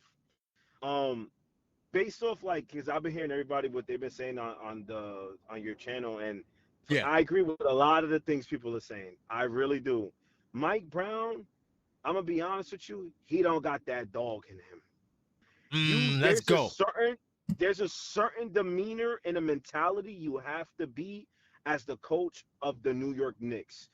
To truly embody that New York Knicks culture. It's unfortunate, but what was the New York Knicks was the team that got injured a couple of years ago in the postseason when they had DiVincenzo, HART, those guys that brought that grit that weren't going to step down. The no lead was never too big enough for them. It was always, we can ball. It's a never say die mentality, and we don't have that no more. And I think when they went with these more athletic guys like a Mikal Bridges, trying to say, hey, we need the 3-and-D wings and all that other stuff, you lost the personality. You lost the persona. And that's the thing. Sometimes, listen, I still, in my opinion, I don't think Detroit's a more talented team than us. But they embody that culture. And it doesn't matter who's not. If you're missing Durant or Beat Stu, they still feel to their core. Now, we're like that. We're like that. We are the dog pound. And you coming to play with us. You coming to play against us. But that's my thought on it, man. I just wanted to see what you thought. And I do agree with you on OG becoming the 2. That's the key. And thank you for your time. Big time salute. All right. Great call. Had an interesting point about Giannis with the picks. I don't go with the pick. I don't really reference Mikal in the picks like that. But I'm not gonna act like having those picks wouldn't have helped. You know, having them picks would definitely help trying to get Giannis because, you know, Milwaukee's going to get desperate, y'all. I'm telling y'all right now, Milwaukee is going to get desperate. They are about to lose this guy. So now they got to find a team that's going to give them something because you're not going to get. This is why this is why I do what I do. The memes on social media are the worst. There were memes, right, of the Milwaukee Bucks wanting Brunson for Giannis. And that started by people who either just purposely want to put out misinformation or they just don't really read their articles and they just go by the headlines. You got to be careful. The headlines will always get you if you don't read the article. Same thing with the titles of videos. I get a lot of people coming for me for my title, but you didn't even watch the video. Most of the time on here, we ask questions. You know, is Jalen Brunson a cancer to the team? I never said Jalen Brunson was a cancer to the team. I don't think that. But people would see the title and think that's what I said. The reason why I'm asking the question is because people are saying these things. Doesn't mean I'm saying it. Sometimes, and a lot of the times, I'm there to rebut that stuff. So somebody put out a meme or put out information that the Milwaukee Bucks wants Brunson for Giannis. That wasn't what the source was. What the source was a low-level executive had a conversation, and in that conversation, he said that we should get Brunson in return for Giannis. That would be equal or fair value. And that's why I said, well, in my response to that, because we did a show on it, was that there's no such thing as fair value. You want fair, you go to the carnival because you're not going to tell me that Trae Young trade was for fair value. It's political, and there's a lot of motivations as to why teams move off of guys like Cleveland. Ellis and Schroeder. Schroeder is solid, right? We know what Schroeder did in the postseason. He's solid. But you know that you would never trade Schroeder for Hunter. Why would you do that? Hunter is 6'9", young, promising, developing. They didn't trade him because they didn't like him no more. There was reports that he asked out. I'm not sure how true that is. But the real reason why they traded him is because they saved well over $60-something million in tax penalty. See, that's politics in basketball. It's not, I'm trading this guy all the time because I'm looking for fair value. A lot of times there's tension in the organization, tension in the locker room. That drives a guy's value down. If I know you need to trade him, I am not going to give you top dollar for that guy, especially when we know that all of these superstars go to places they want to go. So, you know, we got to be careful, you know, when we're looking on social media. And as far as the Giannis trade, I do think it's going to be a lot harder to trade for Giannis in the summer for a lot of reasons. But the number one reason is the apron politics, which prevents teams. It really prevents the rich from getting richer because eventually you're going to have to break your team up. That's why I'm curious to see what happens with OKC. They paid. Oh, and to the brother that called and said something about sacrificing money. Oklahoma City. Oh, there you go. My brother in North Carolina. See, I take notes, y'all. Right? But I got to remember to go back to my notes. The brother in North Carolina, or the brother, if he wasn't from North Carolina, damn. Was that my Harlem brother? Can't remember. Anyway, I got to put the name next to the quote, but I write too fast and I just, yeah. You said Jordan sacrificed money. That's not what happened. Jordan didn't sacrifice money. What happened was you had a change in the CBA and you had salaries skyrocketing. Michael Jordan was locked into a contract that paid him, what, $5 million a year for multiple. That was like an early it probably was an 80s contract, to be honest. So he was already locked in before, not Pippen, because Pippen also was locked in. But before, like, you had Big Dog Glenn Robinson was getting, what, like $80 million or something like that, right? And then Larry Johnson, $89 million. Jordan was already locked into his salary. He did not sacrifice money for anyone. That's not true. Because in 97, 98, he got the biggest bag in NBA history at that point per year. I think it was like 30, 40 million a year, something like that. Back in 98 and 97. So Jordan did not sacrifice so the Bulls could win championship. You don't have no superstar sacrificing money on the level of a Jalen Brunson to win no championship. Now, you did have like scenarios like LeBron James in Miami with D-Wade Bosh where they all took a little less, but that wasn't hundreds of millions of dollars. No one is doing that. No one is doing. Only Jalen Brunson does that. And I love Jalen Brunson, and I root for Jalen Brunson, and I want to see him win, but he is the only one. All right? I do get a couple calls. If I miss your call, I will call you back. Keep the calls coming, 646-995-8389. And in the event you do want to call back, we do have the $5 callback rule. So if somebody triggers you, you want to say something, you could always send in a Cash App or a Super Chat, and I'll get you on the line. Hello, caller. Hello, caller. State your name, where you calling from. Please leave a message, I'll get back to you. Say that again? I can't hear you. Oh, damn, that was a voicemail. I didn't hear. I could not understand what the voicemail said. Let me try this other number. Call back. I just missed your call. I didn't know what you said on the voicemail. 646-995-8389. Call up, voice your opinion, and you could always call back by sending a donation. Just want to let you guys know, to all the new people that are in the building. What's going on, caller? State your name. Where you calling from? What's happening? What's happening? This is Chris from Detroit. Okay. I'll be Detroit hater number 15 if it's need be. Okay. Oh, damn, shit. You know the count. Okay, you watch the show, man. What's going on, man? What's good, big boy? What's good? Shout out to all the listeners. Check it out.